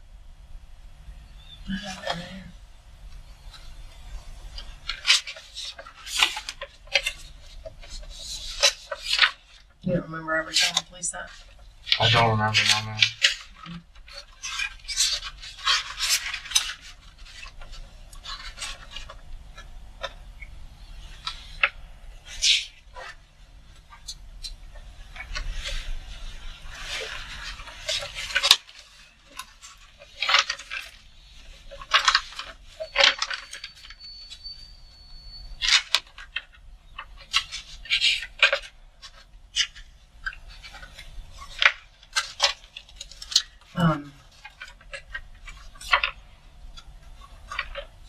Would you say that she was more aggressive towards you? She always started, that she hit you first? Yes.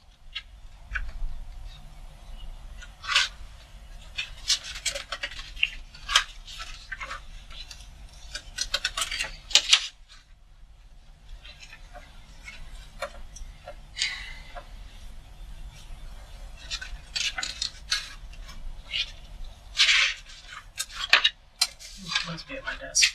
Danola, welcome to the chat. I don't know if I saw you earlier, but welcome in. Sorry if I didn't. I know. That's what you said. That's what the report says. Well, I know one of the first reports was written wrong. It was the incident we had at the job, whatever, where it said that I said that my girlfriend hit her with the car, and I never told the police that because the police specifically asked, "How close was it? Was it close enough to hit?" And I told them, "No, it wasn't close enough to hit." Because if you hit someone with a car, they're gonna jump. You know. Oh, she said that you hit her with a car? Danielle stated that my girlfriend hit her with the car, with her car. Your girlfriend? Yeah. And the police report states that I said that same thing. Mm-hmm. You know, and when I got the police report, I looked at it and was like, that's not what I said. Mm-hmm. You know, so. When was that? That was when she was first pregnant. 2 summers ago. And that was when you worked at the Goodwill? That was in the Goodwill parking lot? Powder Springs, yes. The Powder Springs parking lot. Mm-hmm. Was anybody arrested at that time? No, we've never been arrested on any of our incidents. Have you ever been arrested? No. Has Danielle ever been arrested? Jeez. For what? A hit and run, and she had like an assault charge. Well, I've seen the hit and run report because I looked her up online when she told me she's been arrested. But I seen the hit and run one, and I asked if she'd ever been arrested again, and she said she had like a assault charge against her father, something about her and her father arguing, and she pulled out a knife or something. I don't know if it's true or not because, like I said, I've never been able to find it. Did she ever pull a knife on you? Yes. What kind of a knife was it? A little kitchen knife. Where'd she get it from? The kitchen. Did she stab you? No. She never came told me. She just pulled it out, whatever. Told me to get out of her house, and I left. And as soon as I left, she comes out the door. Josh, come back. You know, let's talk. Blah blah blah. Hey, shout out Shelly for the recount. That's how our arguments always were. She would argue whether we scuffle or not. I would leave, and as soon as I get to the door, she plays victim and is like, Josh, come back, let's talk, or whatever. Or if I would not listen to her and go home, she would call me and say, hey, let's talk, just come back over. And I'd say, no, we can talk on the phone. She would like, just come back over, whatever, and I would go back over there and we'd talk, whatever. Mm-hmm. Did she keep any weapons in the house? No, not that I know of. I know it used to be like a knife by her nightstand for a long time, but that's because she was real paranoid at night. She always told me she hates being there at night by herself. She hates her mom working the night shift. And I know that's one of the reasons why she always asked me to stay longer. You know, if I'm there from like 9:30 to 12, she would always say like, just... Yeah, this case has got to be like 8 years old, at least 8, 9 years old. Stay till Tuesday till I fall asleep, blah, blah, blah. She would say, I'll give you a key, whatever, just go ahead and go. I was like, no, I gotta go back to my family, blah, blah, blah. When questioned, Gibson's girlfriend confessed to hitting Marshall with her car. At the time of the murder, she was shown to be at work or at home, and there was never any evidence that she was involved in Marshall's death. The man that the police located through Gibson's phone records broke under questioning. He had received a call inviting him to spend the night with Marshall and Gibson. Things didn't seem right when they arrived, and the man ended up waiting while Gibson went inside. He suspected what Gibson had done, but was too afraid to come forward. Joshua Gibson was charged with murder, aggravated assault, and possession of a firearm in the commission of a crime. He initially pled not guilty, but changed his plea to guilty at the end of the trial. In a shocking move, he backhanded a member of his defense team and was removed from the courtroom. He was sentenced to life without the possibility of parole. Shortly after he was placed in prison, he flung himself over a second-floor railing and died from a brain bleed.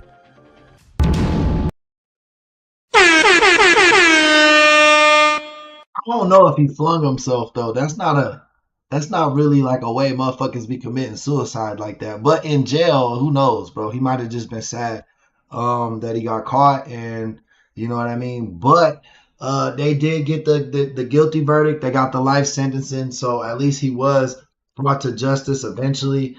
I don't know what the hell he called that other dude for. I think he wanted him to be a witness of the body, like, oh, you were there with me, so you know I didn't do this type of thing. You know what I mean? But then that guy came forward like, hey, bro, it was super sketch. Like, I just left.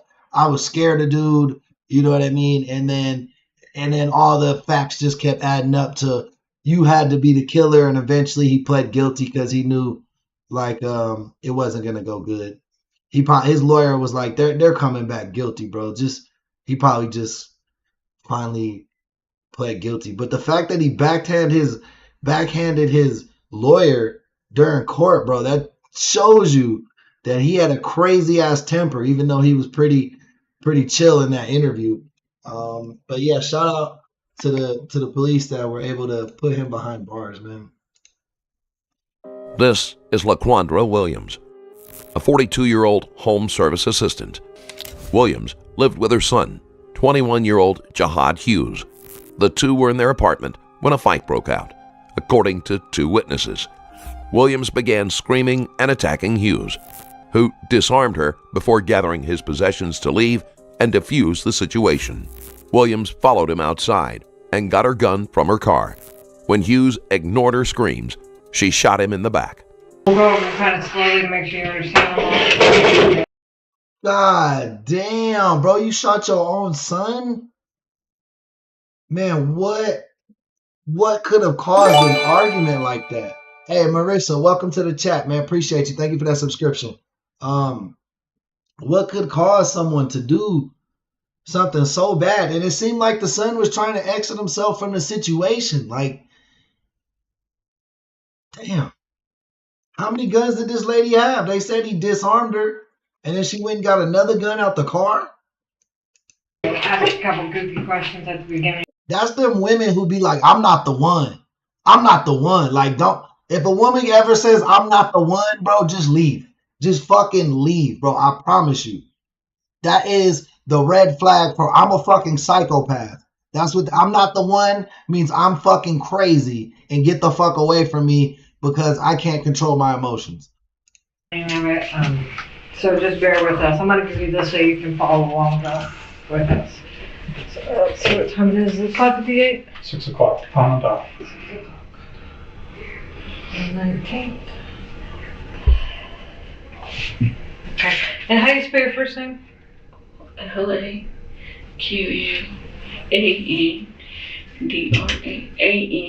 A-N? And N-D-R-A. D-R-A. Okay. Williams. And your last name? Williams. Okay. So as the first question says you speak English, obviously, yes. What's the highest grade you've completed? I have a GED. So you obviously reading right, correct? Yes. Do you have any hearing problems? No. Do you wear glasses or contacts? I wear glasses. Okay. Are you able to see this form okay though? Yeah, I guess. Okay. Have you consumed any alcohol in the last 12 to 24 hours? No. Have you consumed any drugs in the last 12 to 24 hours? No. That includes any kind of prescription or anything like that? Oh yeah, I had a it's like a amoxicillin or something. It's for like when you have asthma, bronchitis and stuff. Okay. I know there was some argument that went on today that somehow led up to all of this. Can you tell me what happened? So I came home early in between my two clients, and Jai used my car, and I asked him where he took my car at, because he took my car to like the shop and left it there. And I said, well, how long did you leave it there, and what did they do? My car's not riding away, I just got my car fixed. So he wouldn't answer me. So I walked back to the room, and I went back into the living room where he was at, and he got up to like grab his stuff, and I said, I'm talking to you, answer me. And so I threw a glass, but it went over to his head like a candle, but it went over his head, it didn't touch him. And then he grabbed me up and threw me in the living room, which something he never ever done. And we have had arguments, but he never ever put his hands on me ever. Witnesses to the fight said that Williams was the one attacking Hughes, who remained rather calm in the light of the situation. And I was trying to get him off of me. I was getting a knife because I know, like, he's stronger than I am, way stronger than I know. And out of impulse, like, I shouldn't a lot. It was tussle in the kitchen. I went outside because he carried one of my other guns. I went outside and got a gun because I didn't want him to hurt me. But several witnesses tried to get the guns from Williams, but Hughes managed to disarm her himself. Afterward, he went to pack his belongings to leave. Williams screamed at him, but he ignored her. Yeah, I'll take responsibility. They hate that the most when he shut down emotionally and wasn't going to give her nothing. He wasn't going to feed nothing into that energy. And it just kept making her madder. And it seems like more people were in the house than just him and her. If multiple people were trying to get a gun from her and ultimately he was the one that took it from her. You know what I mean? And there had to be someone else in the house. That's my child. I don't want that to happen to any of my kids. Well, how did things go down outside? He started walking up to me. I didn't know if he had a gun on him or not. Like, that's the gun that I gave to him. So, because where he worked at, but like, I didn't know. He kept walking up, and that's when I pointed it at him. Williams' story is unlikely since Hughes was shot in the back. But y'all, that's my son. I ain't never. Where'd you get the gun from? I bought the gun in New Lexington. I bought 2 of them in New Lexington because I own a home health, and I have a contract with the Veterans Department. So I used to drive from where we live at to New Lexington at nighttime. So my patient took me over there. Okay, where was it though? Where did you keep the gun that you were going to get the gun at? Where do you keep your gun at? In the armrest of the car. I don't really bring it into the house because we inside the house. I only take it when I need to go, like. That's hella stupid, bro. Don't ever leave your guns in the car, guys. That's the number one place guns get stolen from. Teenagers, they love to do what's called car licks, where they walk up to your car and they check if it's open. And then they run through your car and steal all your shit. That's literally where 90% of gun thefts come from, bro. It's from out of the car. In California, they're a little more extravagant. They'll bust your window out instead of just doing the old school door check. But either way, never leave your firearm unattended in your car, bro. That's fucking stupid. Work, if I'm out, it's locked in an armrest. Is that where it was today? But I thought he never ever had done that to me. You see in my house, like, threw me around, squeezing me up like, I'm going to kill you and your boyfriend. I don't even know why he was saying that he would kill me and my boyfriend. Like, that's not. He didn't say none of that, bro. He didn't say none of that. Like my boyfriend. That's just somebody that comes over my house. He never say that to me. None of the witnesses recalled Hughes making any threats. Did you see a gun on him today? But I don't know. Did he threaten you with a gun? Did he say he was going to get his gun? I didn't see it at all. But did he never mentioned it? You just assumed because you gave him one a while back that he had it with him. He carried it with him everywhere he go. He leave it up. That's it shouldn't have went this far, y'all. But you didn't see it today. He never made mention of it today? I think he was. Okay. It's then that Williams is asked why she pulled out a knife in the first place. And then back in the house, why did you get the knife out? He grabbed me up and threw me. Cause she ain't the one. That's why. Cause she ain't the one. I'm telling you, she said that shit. Down, threw me down on the ground. I kept trying to get him off of him. My kids were trying to get him off of him. Like, he wouldn't get off of me. So, we interviewed your other daughters there too. Yeah, they were there. Okay. And they said that the fight was over. You were upset because of the keys, or the car wasn't working right, or something like that, right? They were in their room when it first started. Right, they did say that. You can check our text messages. I had already. You can text his text message. I had already texted him about the car already, and he said, "I'm not gonna do this." Hey, y'all, double tap them screens. Cali Green Money, welcome in. Travis, welcome in. Katie, welcome in. Appreciate you guys joining the chat. This with you. When you say if you be on drama, I'm gonna believe. I just was asking him, like, why did you take my car over there and leave it there? Cause like he repo cars for somebody. So he took your car on. Hey, come on, y'all. We on 69. We on 69 likes, man. Y'all freaky as hell. Left it there to get fixed. No, he took my car over to the place where him and the pastor's son. He owned a car lot, and they was repoing the car early this morning. I don't have nothing to hide. I ain't lying. When he came back out of the house, how long were you sitting outside? I don't know, maybe like 4 minutes or something like that. When he came out? Yeah, because I kept trying to tell them to throw my phone out and the keys so I can leave. But they're like, no, we're calling the police. Yeah, y'all got off 69 real quick. Y'all some freaks. I seen that though. We're calling the police, and I knew he was going to leave before the police got there because I was going to press charges on him because like, he never done that to me before. So why wouldn't they let you back in the house if they were calling the police? Because they knew my Appreciate that, Ivan. I appreciate that a lot. gun is outside. Okay. Yeah. Did you tell them you were going out to get it? They already knew I was going outside. Yeah. But did they know you were going to get the gun? No, I didn't say that. But I guess what I'm asking is if he was the aggressor, why did the girls lock you out and not let you back in? Because they know to separate us. They know to separate. So you guys fight regularly? Yeah. But he never put his hands on me before. But we get into it a whole lot. Verbally or physically? It's always verbally. It's never been physical. Now, this is the first physical time. He had a gun on me. He had his gun on me. I said, "Oh my God!" I helped wrap him up in the cold. I thought. So if you didn't see the gun, he didn't threaten you with a gun. Why'd you pull the trigger? Low key, it looked like she was smirking a little bit, right? Or am I tripping? I mean, what were you thinking at that point? He was gonna keep going at it, keep coming after me, keep going.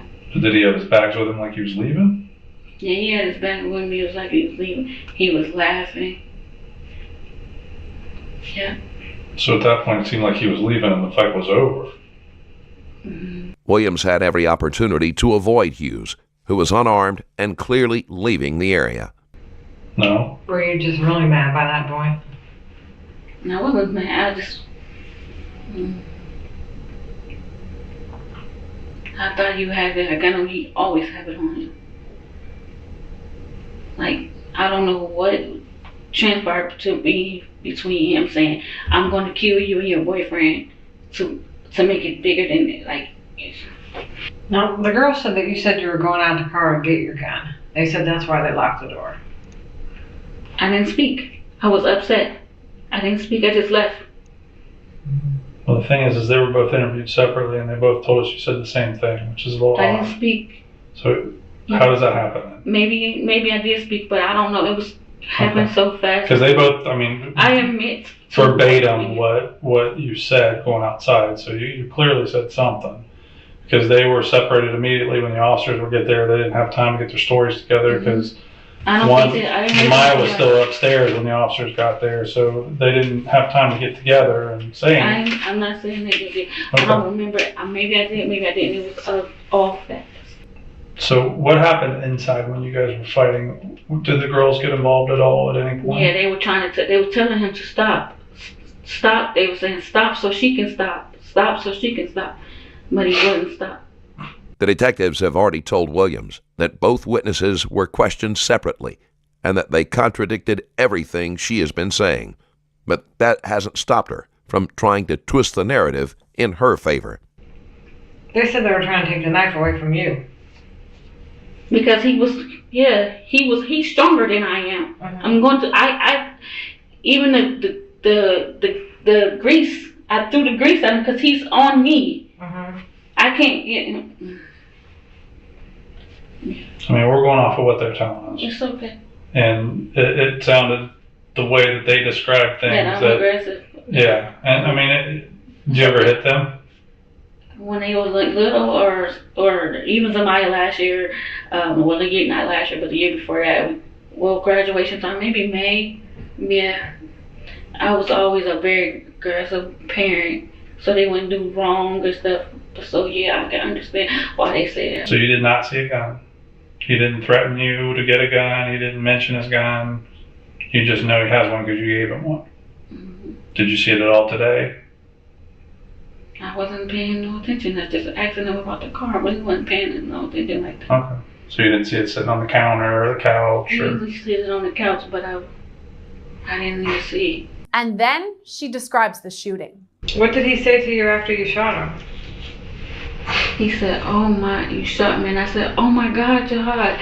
And then I turned him. I took the book bag off his back.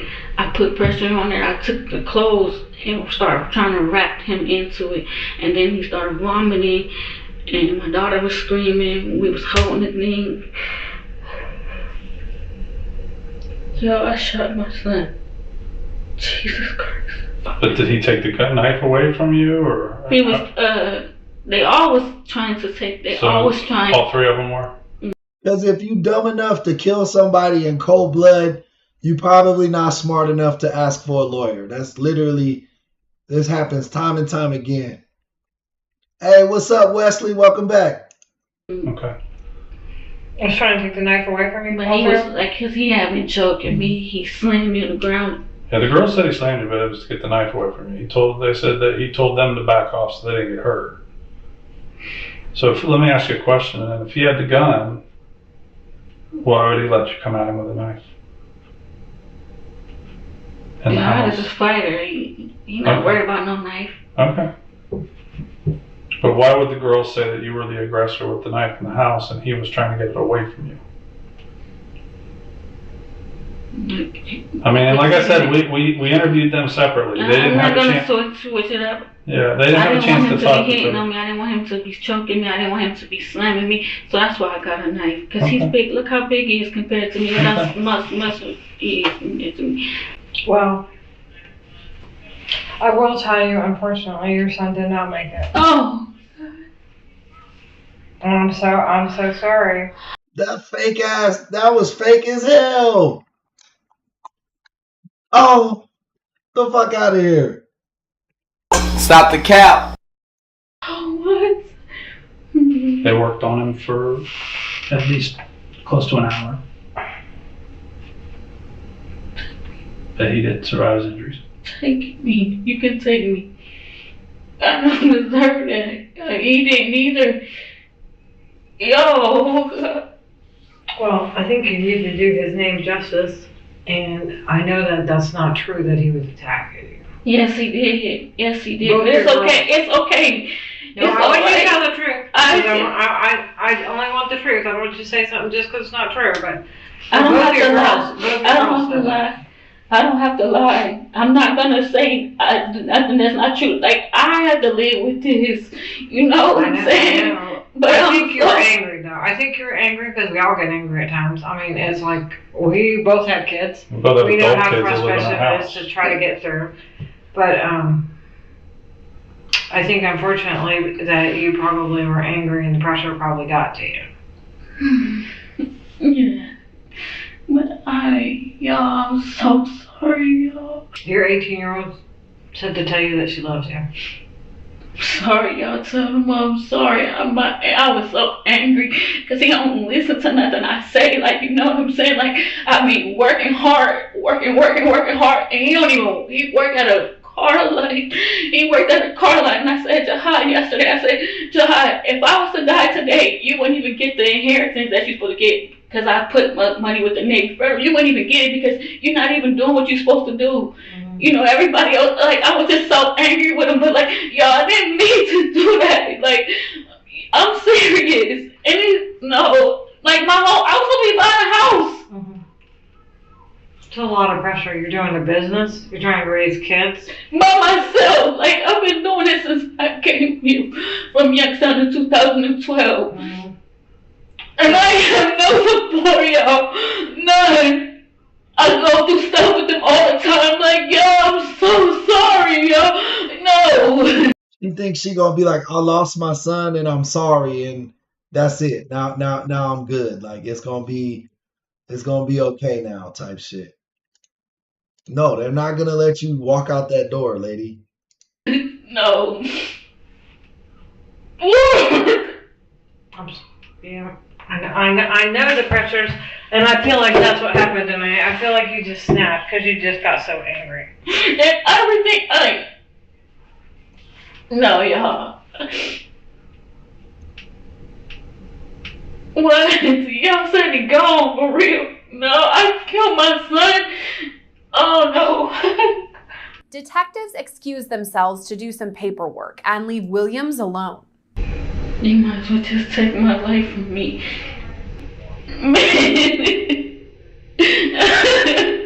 Oh, God. Oh. So, Jesus, have mercy on me.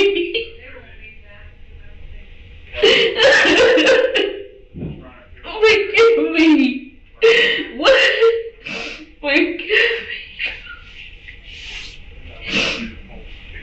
Forgive me, God. You're so cute. Can you have one of them come here, please? I'm not going to do nothing. Sit back down. Can you please? Okay. Just gotta make sure. Yo, are you going for real? We wouldn't lie to you. We would not lie to you. I'm sorry. Oh my God.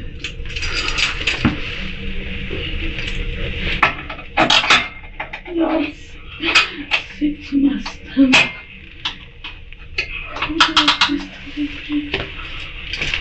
Can we have the door open so I can have air, please? Or at least crack. You can't have it open, I'm sorry. Y'all, I'm so sorry. I'm sorry. Are you sure that he passed away? Y'all, I'm sorry.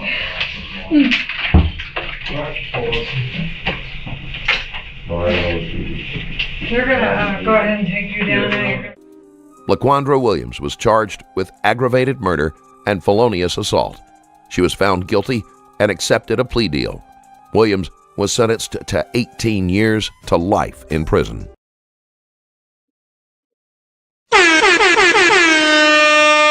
That's a dub for the court system. Obviously it was an open and shut case. LaQuandra had shot Jahad in the back after an argument and altercation in the house. He was clearly trying to exit himself from the situation. All the witnesses said he didn't yell or show any rage towards his mother.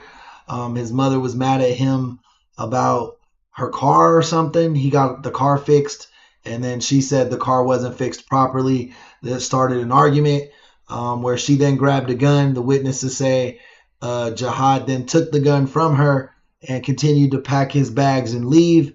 She then ran out the house and grabbed a different gun from her car and shot him in the back while he was walking away from her, trying to leave the scene, trying to leave the situation. So RIP young man Jahad. Even in the face of death, it seems like he wasn't trying to disrespect his mother. Definitely seemed like a good kid, bro. his mom just seems like she had a lot of mental health issues, bro, and she didn't know how to control her emotions. People, you need to learn.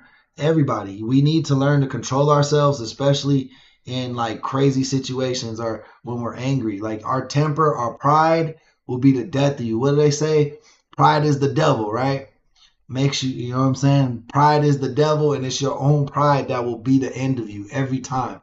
Your own pride will be the death of you, or whatever endeavors you're in. Maybe you won't take it this far, but even at work, sometimes our pride will allow us to stop from receiving the blessings that are supposed to come for us. You know what I mean? So just try to stay humble, people, and whenever someone ticks you off, just try to find that happy place, because really it's not worth it. You know what I mean? It's not worth going to jail or hurting a loved one that you have to feel that responsibility for the rest of the time you're here on this earth. You know what I mean? Crazy story.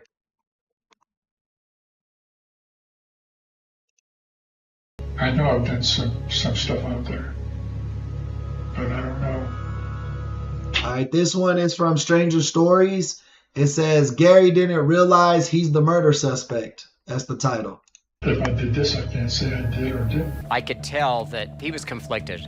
I could tell that he was either on the verge of saying, I'm done, take me back, or he's going to talk to us. There's no reason for your DNA to be underneath her fingernails. I got the money, and she got up, grabbed it, and then I put up a knife and I killed her. Why Flora? No reason in particular.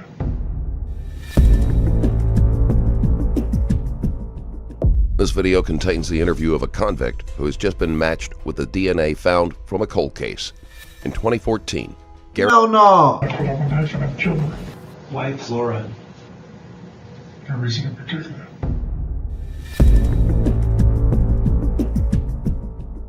This video contains the interview of a convict who has just been matched with the DNA... Bro, look like Sid off Ice Age. Tell me that's not Sid Daddy.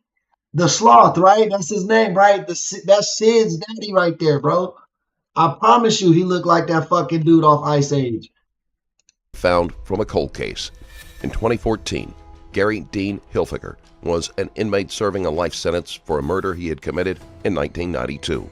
Hilfiger had accepted responsibility for his crimes during a period in his life when he suffered addictions to drugs and alcohol and thought all of that was behind him, until investigators informed him that his DNA had been tied to the murder of Flora Rundell in 1989.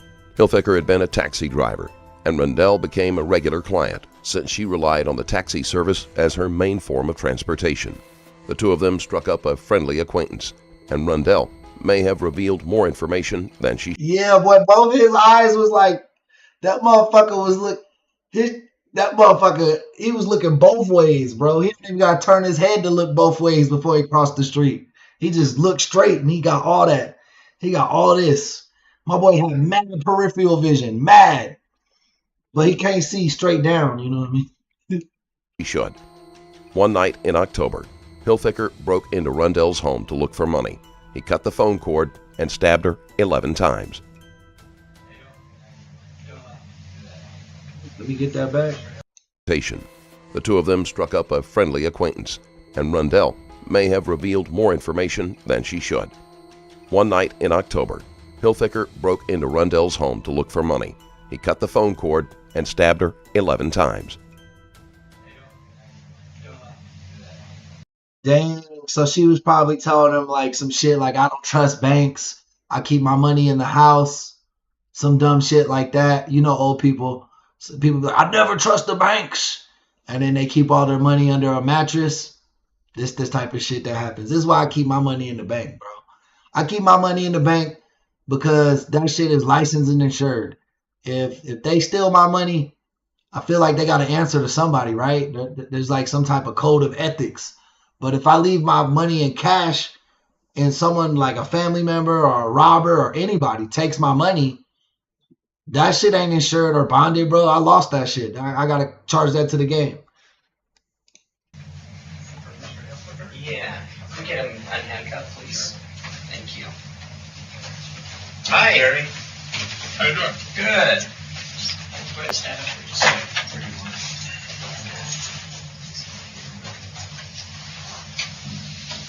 I literally just shouted out the channel and the name of the video that we're watching. This is from Stranger Stories YouTube channel. This is the interrogation of Gary. It's gonna be a while, or? Yeah, a little bit, I think. Okay. Slide down. Okay, that's good. I'm just giving you one arm. Is that all right, or do you need both? He's comfortable with the other one. If he could have both, that'd be great. Okay.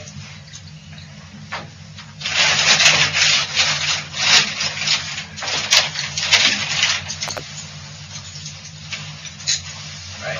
Good to see you. Thank you. Hey, Gary. My name is Ben, and this is my partner, Todd. Good. Nice to meet you.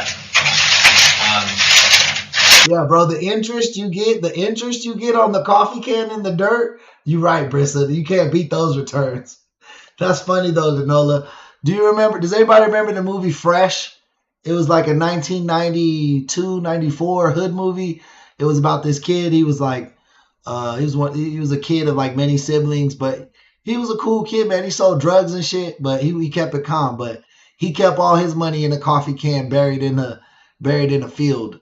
That's what I always think of when I hear that reference. I wanted to talk to you for just a minute, but before we do, I thought you might like a little something different, no? I'm good. I'd just like to know how come I'm here. Would you? Okay, well, let me pull some stuff out here. I think Todd, he's starving to death, so I can have one. Absolutely. Help yourself.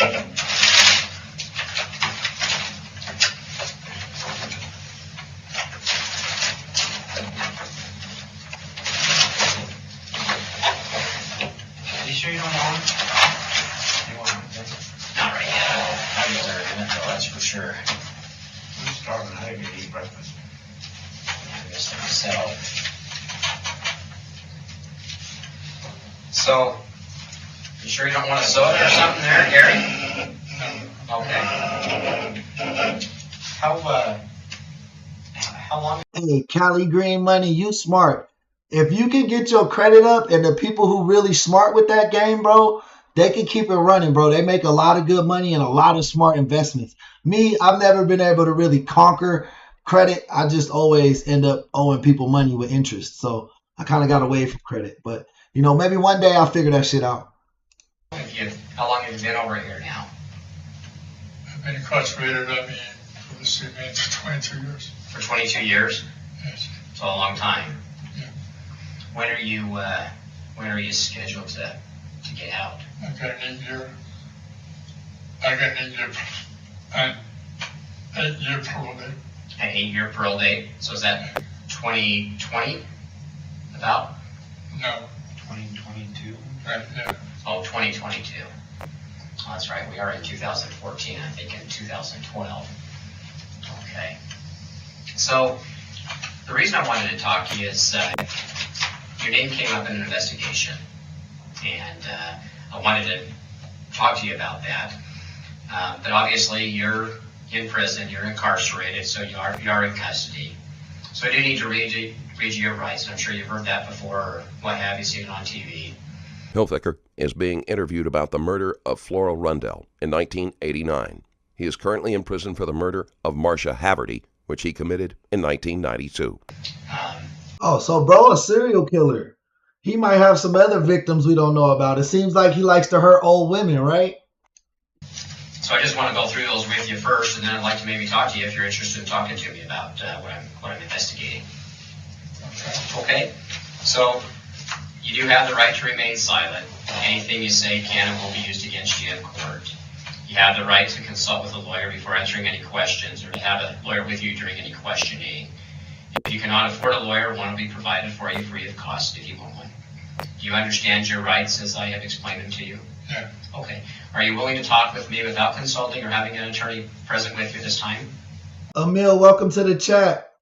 What's this about? I think it's 3 or more as a serial killer. They have them for 2. If they didn't know about the DNA, they would have never caught him on this one. So that leads me to believe that there's a high likely that there's at least 1 or 2 more victims. Well, that's what I want to talk to you about. But are you willing to talk to me without having somebody here so I can talk to you about it, or that's your choice? So you understand your rights, as I've explained them. Is that correct? Yeah. Okay. Are you willing to talk with me without consulting or having a lawyer present with you? I don't know what you... Well, you can, during... Dang, Brissa, you was lucky, man. That's blessings on blessings. You got to meet your whole lineage pretty much. Well, a big part of it at least. The questioning, if you don't want to talk to me once we start talking, you can stop if that's what you choose to do. But before I can talk to you, you need to either Emil, welcome to the chat. You either waive your rights, or you're saying you want an attorney with you before I start talking to you. So I leave that to you, but I have to, obviously have to read this to you. Yeah, right, I understand. Okay, so are you willing to talk with me without having or consulting a lawyer or having one present with you? Up at this point, yeah. Okay. Because I don't know what this is about. Okay, so that's a yes, is that correct? Yeah. Okay, so what I wanted to talk to you about, Gary, is this. No, bro ain't no 119. He looks to be in his 50s or 60s. And before I do, I just want to kind of go over a little something with you. Just a little bit of the. Originally, I'm from Vegas, but right now I live in California. I've been out here for about 2 years. Side note story, okay, and then we'll kind of get into it. It was the other night, and the other night before I went to bed, I looked outside, and it was a clear blue sky. I could see the stars. I went to bed. When I woke up the next morning, I looked out the window, and I noticed that my driveway was wet, the sidewalks were wet, the street was wet, my neighbor's sidewalk was wet, the grass was wet. Obviously, what happened? It must have, what, overnight, you think? Probably rain, right? Because it's all covered, it's all wet. And, but I didn't see it rain. But I know it rained because clearly I could see that there was moisture all over the sidewalks and the driveway and the grass and the street and those types of things. But I didn't actually see it. But the cops using an analogy like, hey, I can assume that it rained last night because it's wet outside when I stepped out my door in the morning. So what he's going to do is say, I know you killed this lady because your DNA is on the scene. even though I didn't see it, I know that it had to have rained, right? Does that make sense? Okay. So what I want to talk to you about is a case that I'm investigating. That I'm not here to talk to you about if you did it. Okay. I didn't see you do it, and that's what I want to talk to you about. But I want to talk to you about a case that I'm investigating that I know you did, and see if, you know, I always believe there's two sides to every story. Hey, thank you for the sub, Cali Green Money. Appreciate you joining the team. And I always like to take both sides to the district attorney's office before I talk to them about cases. The investigator is attempting to soften Hilfiker up to make a confession. While another murder will not make much difference to the time Hilfiker is serving, sometimes a convict will refuse to confess out of spite. If you haven't already, I highly recommend visiting my Patreon page for exclusive and ad-free videos, including the case that they weren't able to years ago because of the technology and the different things. And what I was able to find is I was able to find your DNA under her fingernails. So what I want to talk to you about, Gary, is this particular case, and I want to be able to take your side of the story. I know during that time you were involved in drugs. I know things were bad for you at that time, and I know since that time things got, I think, even worse for you because the incident that you had with the friend you were living with at the time, I think even during that time you had made some statements about, you know, the drugs and the alcohol kind of took over you and probably very dependent on that at the time. But I also... Hey, well, I'm glad you came through, Emil. I really appreciate you kicking it with us. So definitely, you know what I'm saying? Definitely consider hitting that subscribe button and definitely double tap that screen if you haven't yet. You know, since that time, Gary, that you've made some changes, and you've made some very good changes. I know you've been involved in religion. I know you have found you have found Jesus Christ, our Savior, and I know you changed your ways. And I know in the past... Stop the cap! If he really found Jesus, like he's saying, he's going to tell us what happened. Because he's going to be feeling guilty. Or he would have been admitted to this shit. So, like, if he's... I think people... Look, I think religion is a strong, beautiful thing. But I think a lot of people use it as a mask or a defense. Like, and they don't really believe in it the way that they say they do. You know what I mean? That's all I'm going to leave it at. I think dude's capping. The past is the past, and I understand that. But by what I've seen and the progress that you've made over the years, and that's the reason I'm here to talk to you, is because I believe you're a changed person. I think you have changed your ways. I've seen that you've been involved in, I believe it's the Open Door. Is it the Open Door Church? Church of the Open Door? Well, yeah. And over on Ashton Avenue up there in the city, and then the Sunrise Baptist Church out there in West Valley Kearns area, and even involved in the religious services here at the prison. And I've seen that, and I obviously could tell that, hey, you know what, Gary's made some very positive changes in his life. It's not, I don't think I'm talking to the same Gary that was around 20, 30 years ago. Is a different person. And by seeing how involved you were in the church and how much change. Guys, if you're interested in joining our membership program, it starts at 99 cents a month. It gives you a lot of extra perks on the channel. So, you know, I just put the link in the description or in the chat if you're interested. The link is also in the description of this video if you want to join our membership. If you see all the guys with the blue star next to their name, those are our members. Every time they come in and out the chat, we sound the horn and all welcome them in. Ficker has turned to religion. It will be used to manipulate him into feeling as if he must confess. Done for yourself. Probably this is something that's been weighing on your shoulders as well, knowing full well that in these churches, as we all know, I mean, part of repentance is admitting what we've done. And what I want to talk to you about is this particular case and what happened and why it happened. No worries, Brisa. Sign up whenever you're ready. There's no pressure. There's no pressure. I will let you know that the super chats and the super chatters and our members are definitely the heartbeat of this channel. The chat in general is the soul. And you know what I mean? I'm the face. And you guys are the star of the show. I'm just your co-host. You know what I mean?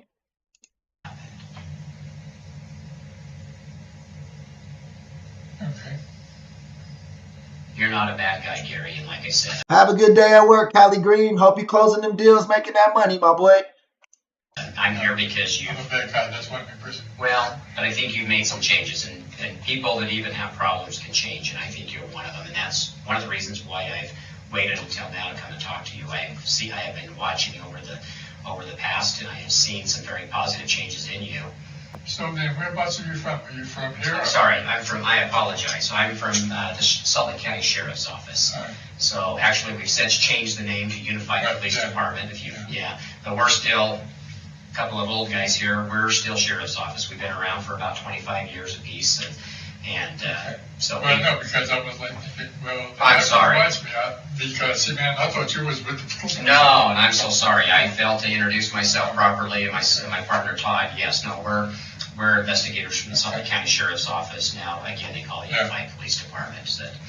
But during that time, we did investigate this case, and like I said, I want to try to get some closure for the family, and I think where you made the changes you've made, I think you'd probably like to get some closure for the family as well.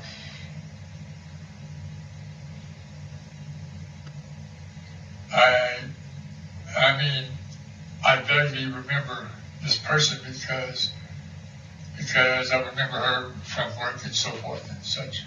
Right. But did you take her places sometimes? Right. Okay. Yeah.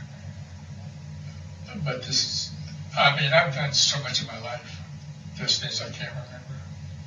The drugs, the alcohol, and stuff like this.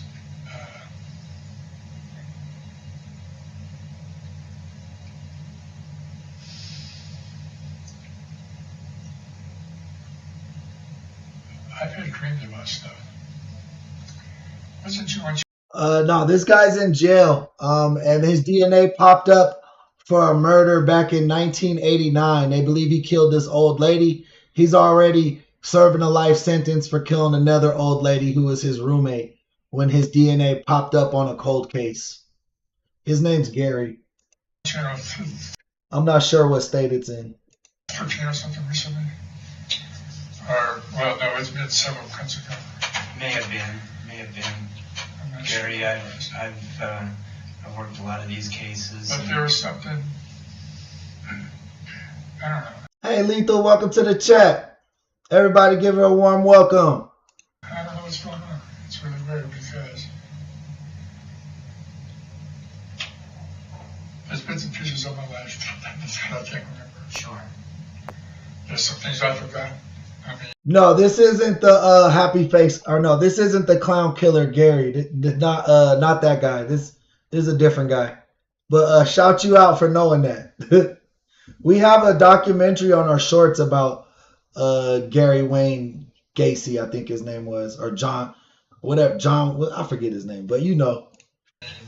I'm fairly smart. I ain't the smartest guy in the box, but I'm fairly smart about stuff. But there's things I can't remember. It has been nearly 25 years since the murder, and Hilfiger was under the influence most of the time period when it occurred. He isn't denying that he is guilty, but there is a possibility that he will not be able to recall many details. Some things I wish I could remember, some things that obviously I probably don't want to remember. Well, I can understand that. I think one of my things in my crime, which I'm here for now, it took me many years to really recall everything.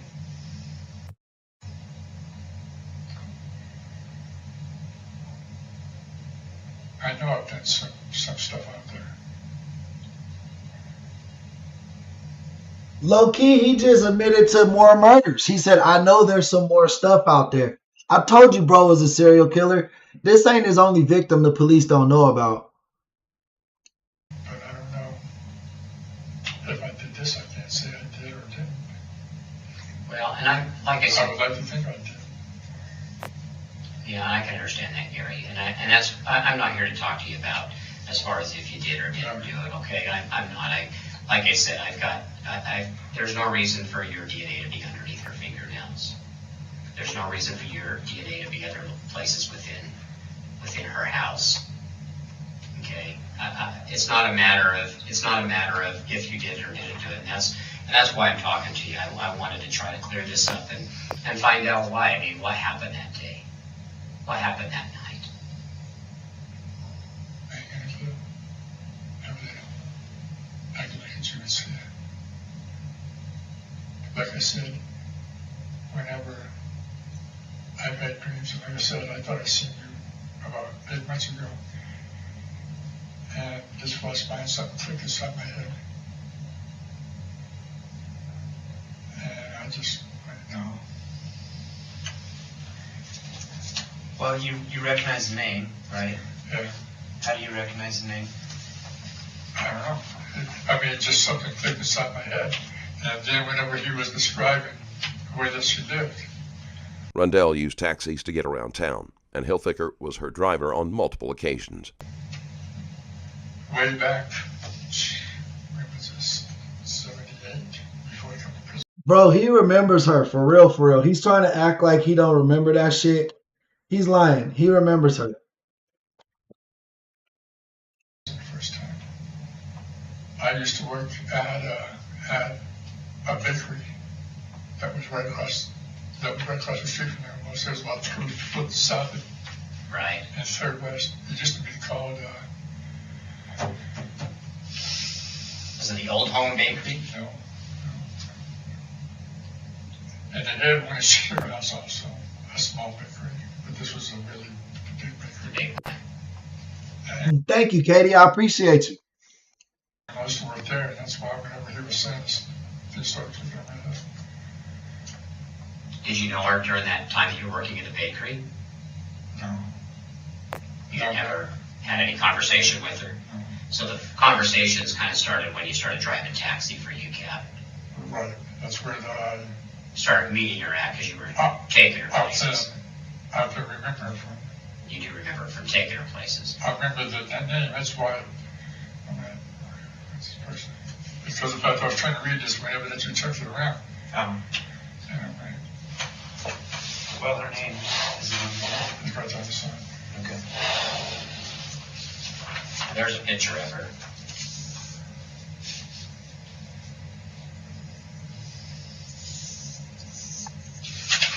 I think I told you 3510. I think it's 3518.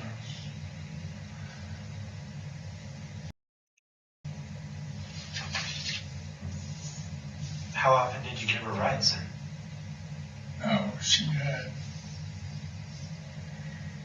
I think it was a Reams run. There was like a one or two Reams in the back or something like that. Which Reams do you remember? The one is, I almost said something else. The one is also. One on State, about 28 south there on the east side of the road. That's where you take her. Yeah. When she talked to you? Oh, yeah. Was she very friendly that way to talk and visit? She was, I mean. See, that's what I'm saying. He remembers her. He remembers where he fucking took her. He remembers where she wanted to go from when he picked her up from her house. And he just so happily forgot that he killed her. Get the fuck out of here, bro. He thinks he's getting out because the guy said, when are you eligible for parole? And he said like 6 years, which would have been 2020 because this tape was in 2014. So he thought there was a chance he'd still get out. So he's not going to admit to nothing, I don't think. At least not right away.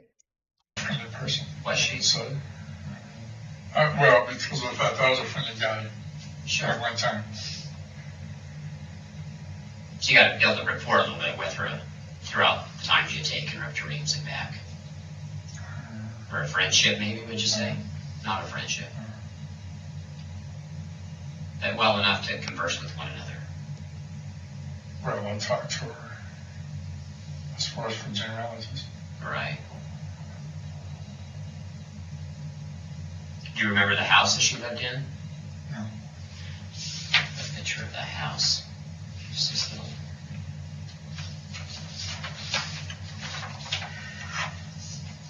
A little brown house there.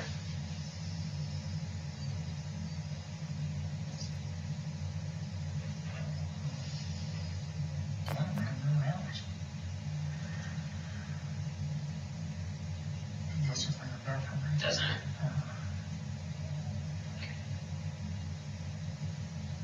What was that? I don't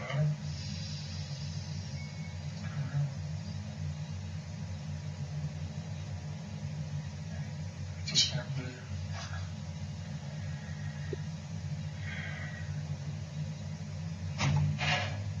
Like I said, I know I've done a lot of bad stuff out there. Those things, those some things. I've ended up doing. Somebody asked me that one day because I mentioned something about a child molester, and I said something about, well, yeah, man. He said, man, he did it one time or something, and I made it with Mark about, well, yeah, one time before that, he got caught.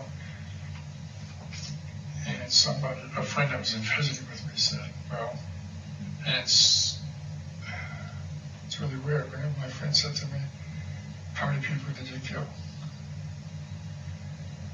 And I was like, what?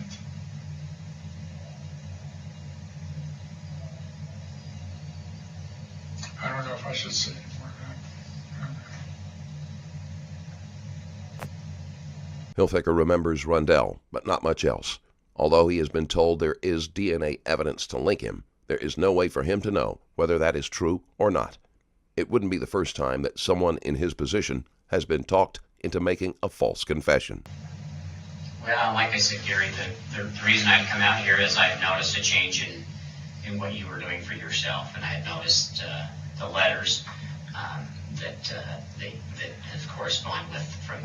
I've looked on the website of the Church of the Open Door, and I've looked on the website of the Sunrise Church and stuff, and both those places actually seem very upfront places and very credible places.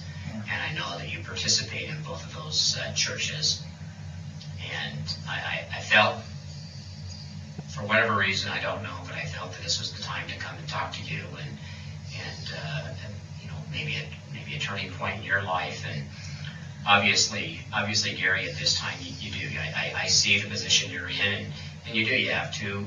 You're kind of at a crossroads, is where you're at. You're kind of trying to probably make a decision in your own mind which road to take. And one road is the easy road to where you can hide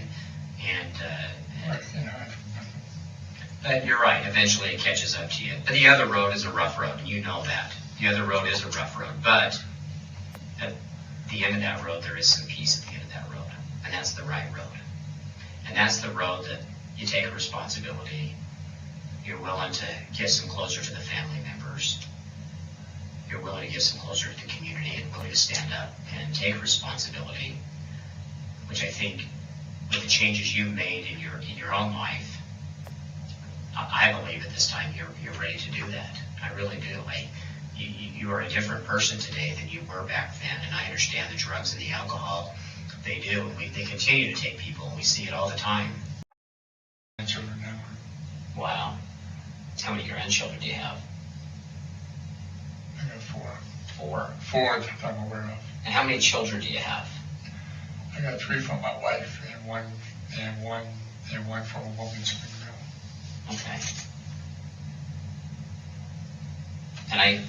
And I noticed, I mean, obviously I wanted to look in a little bit to kind of what was going on with you out here before I came to talk to you. I know with... The investigator is asking questions to which he already has the answers. Part of this is to build a connection with Hilfiker, and it will also help him to determine when Hilfiker is lying or withholding information. Okay. Because I know at some point you had a problem. There was some... Did it have to do with the stepfather? Yeah. Did that ever get resolved? Is that guy still in prison? No. He's out. Yeah. Did that ever get resolved? I know where the stepfather is now. Okay.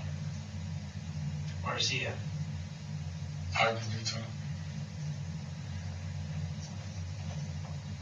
You don't like him much, I can tell. Why'd you look at me like that? I just said that. I can just tell you got He looked something at me going and on. said, "Where's he at?" I know where he is. Yeah, you got Sheena, welcome in. you've got some anger towards him. I can see that. No, this dude's in jail right now. They think he's suspected of killing someone else. His DNA popped up from a 1989 cold case. But he was already in jail for killing someone else. I don't blame you. I would. It goes like this. My victim's son, he's a neat kid. He's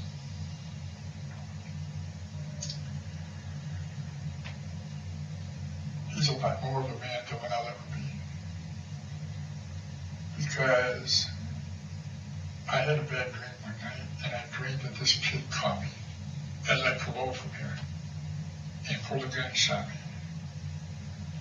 And somebody goes, "How do you feel about that?" I'm like, "If somebody killed me, if somebody killed my mom, or else killed my dad, my kid, you know, man, that's what's gonna come in." My victim's son, last time I went to the board, him and his wife had written me before I went to the board. I hadn't heard from these people, and they wrote me. And my victim's son was a kid whenever this happened. And his wife just wanted to know why, what happened.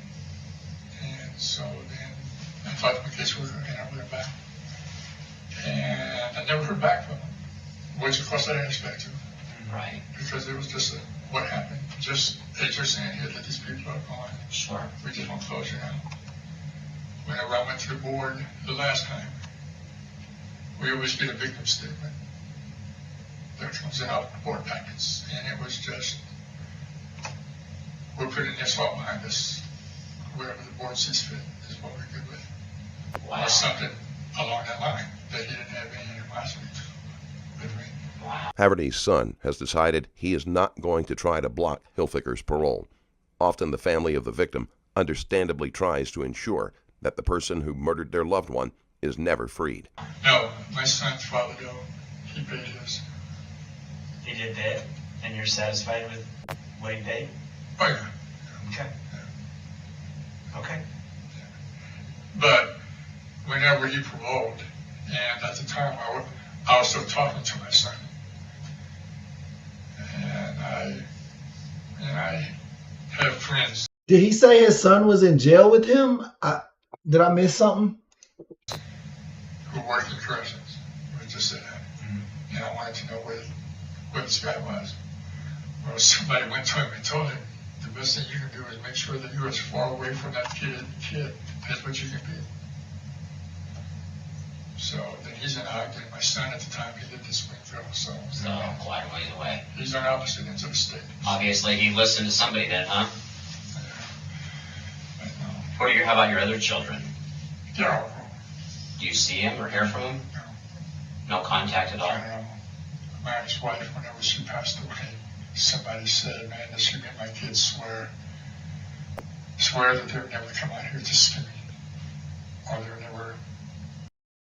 We know happened because of the physical evidence. There's some things that we don't know. Between the three of us here, I think we could probably paint the whole picture, but we can't start that process. You have to. The only thing I could.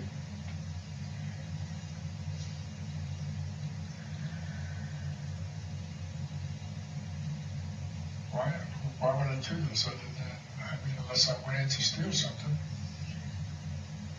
Okay.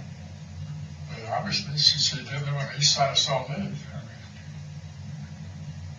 Not a home that you would go burglarize. Even though they're not on the east side of Salt Lake, doesn't mean people don't have stuff. Well, I'm just saying, the residential area. I understand what you're saying, but maybe there was a conversation between you and her, and that led you to believe that maybe she did have something. Even if Rundell did not have much money, Hilfiker may not have been in a state to think that through logically. He may not have been able to wait until payday, or he might have needed extra at the time.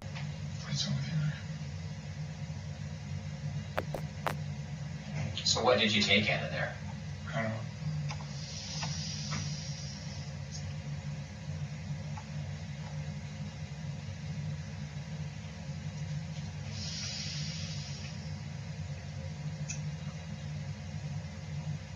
I'm trying to remember the whole thing now. Like you said, I'm still looking at this house and it doesn't really click for me. Her name, her person, if we don't show you pictures of her, but we show you some other pictures of the house, do you think that might help jog your memory?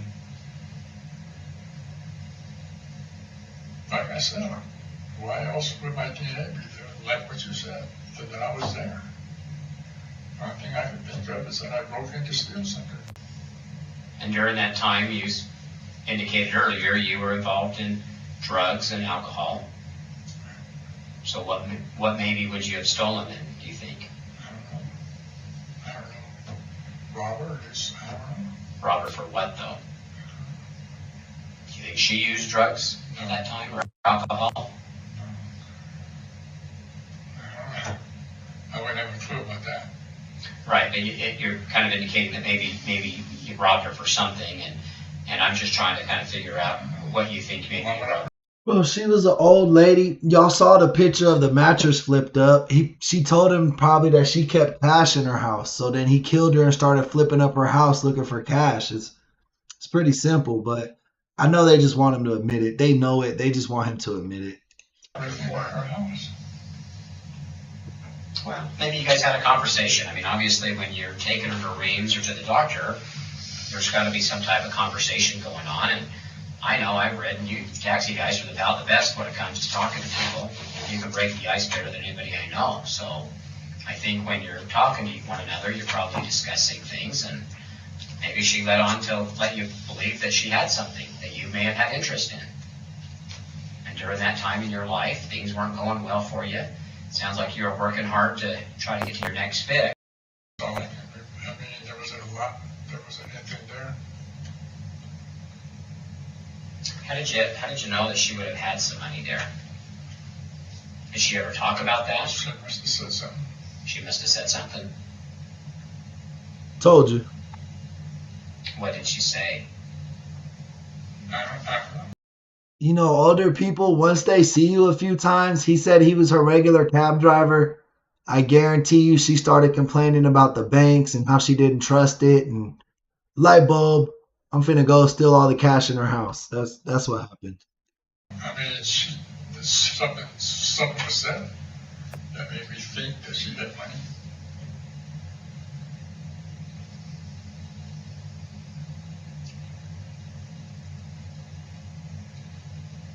What did you do with the money? Thank you, April. I'm glad you noticed. I'm glad when y'all be seeing I'll be on it, man. This guy's a little boring, so you know what I mean? But I'm still here. I know what the fuck he got going on. Well, I probably bought some more drugs. Probably bought more drugs.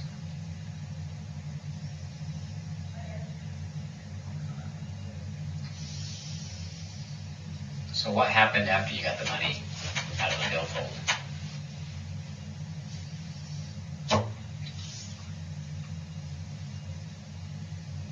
Left. You left? Did anything happen did something happen between you and Flora before you took the money then? No. So how did she die?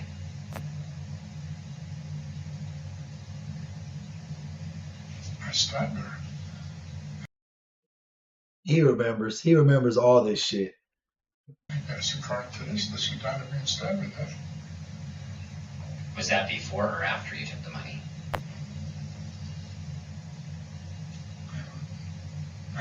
It probably was after.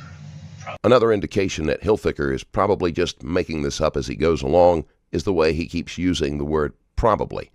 He's slowly picking up what would be most likely in the scenario and hoping that will be enough for them. This only works unless there is information to contradict any point of his story. Probably after. So you stabbed her after you took the money or before? I'm sorry, just not understanding. Obviously, how the shit was set up, I believe he stabbed her before he took the money. And the reason I say that is because he cut the phone.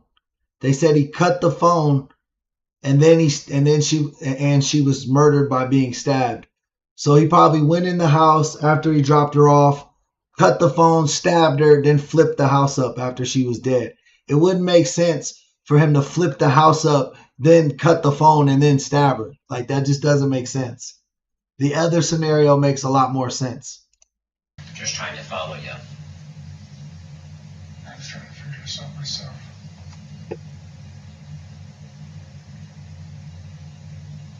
So you get inside the house. She's probably in bed, gets up, confronts you. You take the money and then she gets stabbed, or you stab first and then you take the money?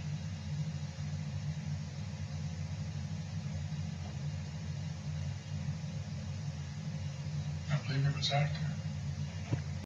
What's up, Jason? After you took the money, you stabbed her?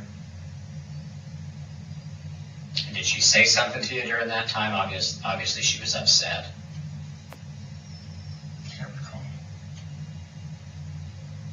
Did she recognize you at that point? Maybe. Did she ever call you by your first name? Did she know you by your first name? She didn't. Were you afraid that she may have recognized you? Obviously. Is that why you stabbed her? Yeah. Because you thought she may have recognized you from taking her places and Yeah. would have told on you. Did you take anything else out of the house? Not that I can recall, no. Have you told anybody about this before, Gary? No. The utility to the time actually you left, how long do you think that was in duration? I mean, half hour, 45 minutes, 10 minutes? Could have been long. Could have been long.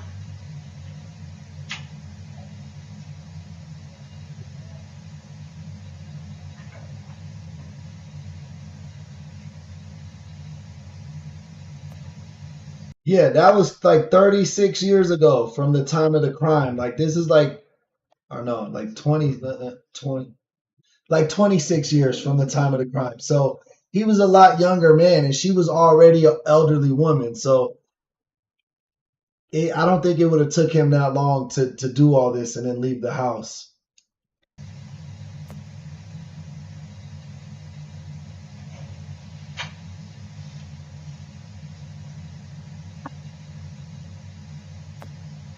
You do all those kind of things that I've never. Yeah, but right now you're a different person than what you were then.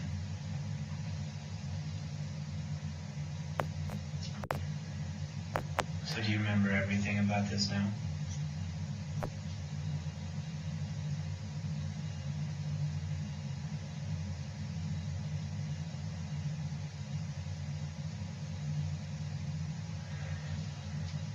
If I was sick, You need a garbage can? No? Okay. You want How about a Sprite? a Sprite? Yeah. Why don't you take a drink of that? There you go. Can's fine. I haven't had a tan for a long time. They're hardly I haven't making had it. tans. Seeing that this is probably the most they will be able to get out of him, the investigators ease up on Hilfiger and bring the interview to a close for now. Yeah. Yeah, tans inside. Yeah. Well, they're hardly making them anymore. Most of it's coming in that plastic Oh, with the screw oh, caps. oh, You know. that's what was it. Mm-hmm. Yeah, yeah, they are. Do you want a donut, Gary? Would that help your stomach any? I understand that. I do. I know Ben's got a lot more questions for you, but You guys want me to help you with something, and I want you guys man to have it. Gary Hilfiger was sentenced to life in prison for the murder of Flora Rundell, in addition to his previous sentence. Hilfiger has asked to be granted parole, but it is yet to come up for review. Thank you for watching.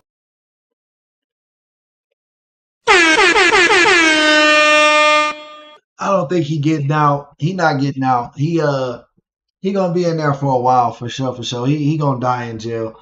That boy look like Sid though. Tell me he don't look like Sid from Ice Age. Wait, where's it at? Tell me that's not Sid from Ice Age, bro. In human character. That's crazy. That's crazy. But thank you guys for tuning in today, man. That's gonna be the daytime stream for us. Looks like things are starting to simmer down now. So appreciate each and every one of you guys coming in today. A special thanks to today's sponsors of today's episode, which was Chris, Winston, Kalina, and Tahira.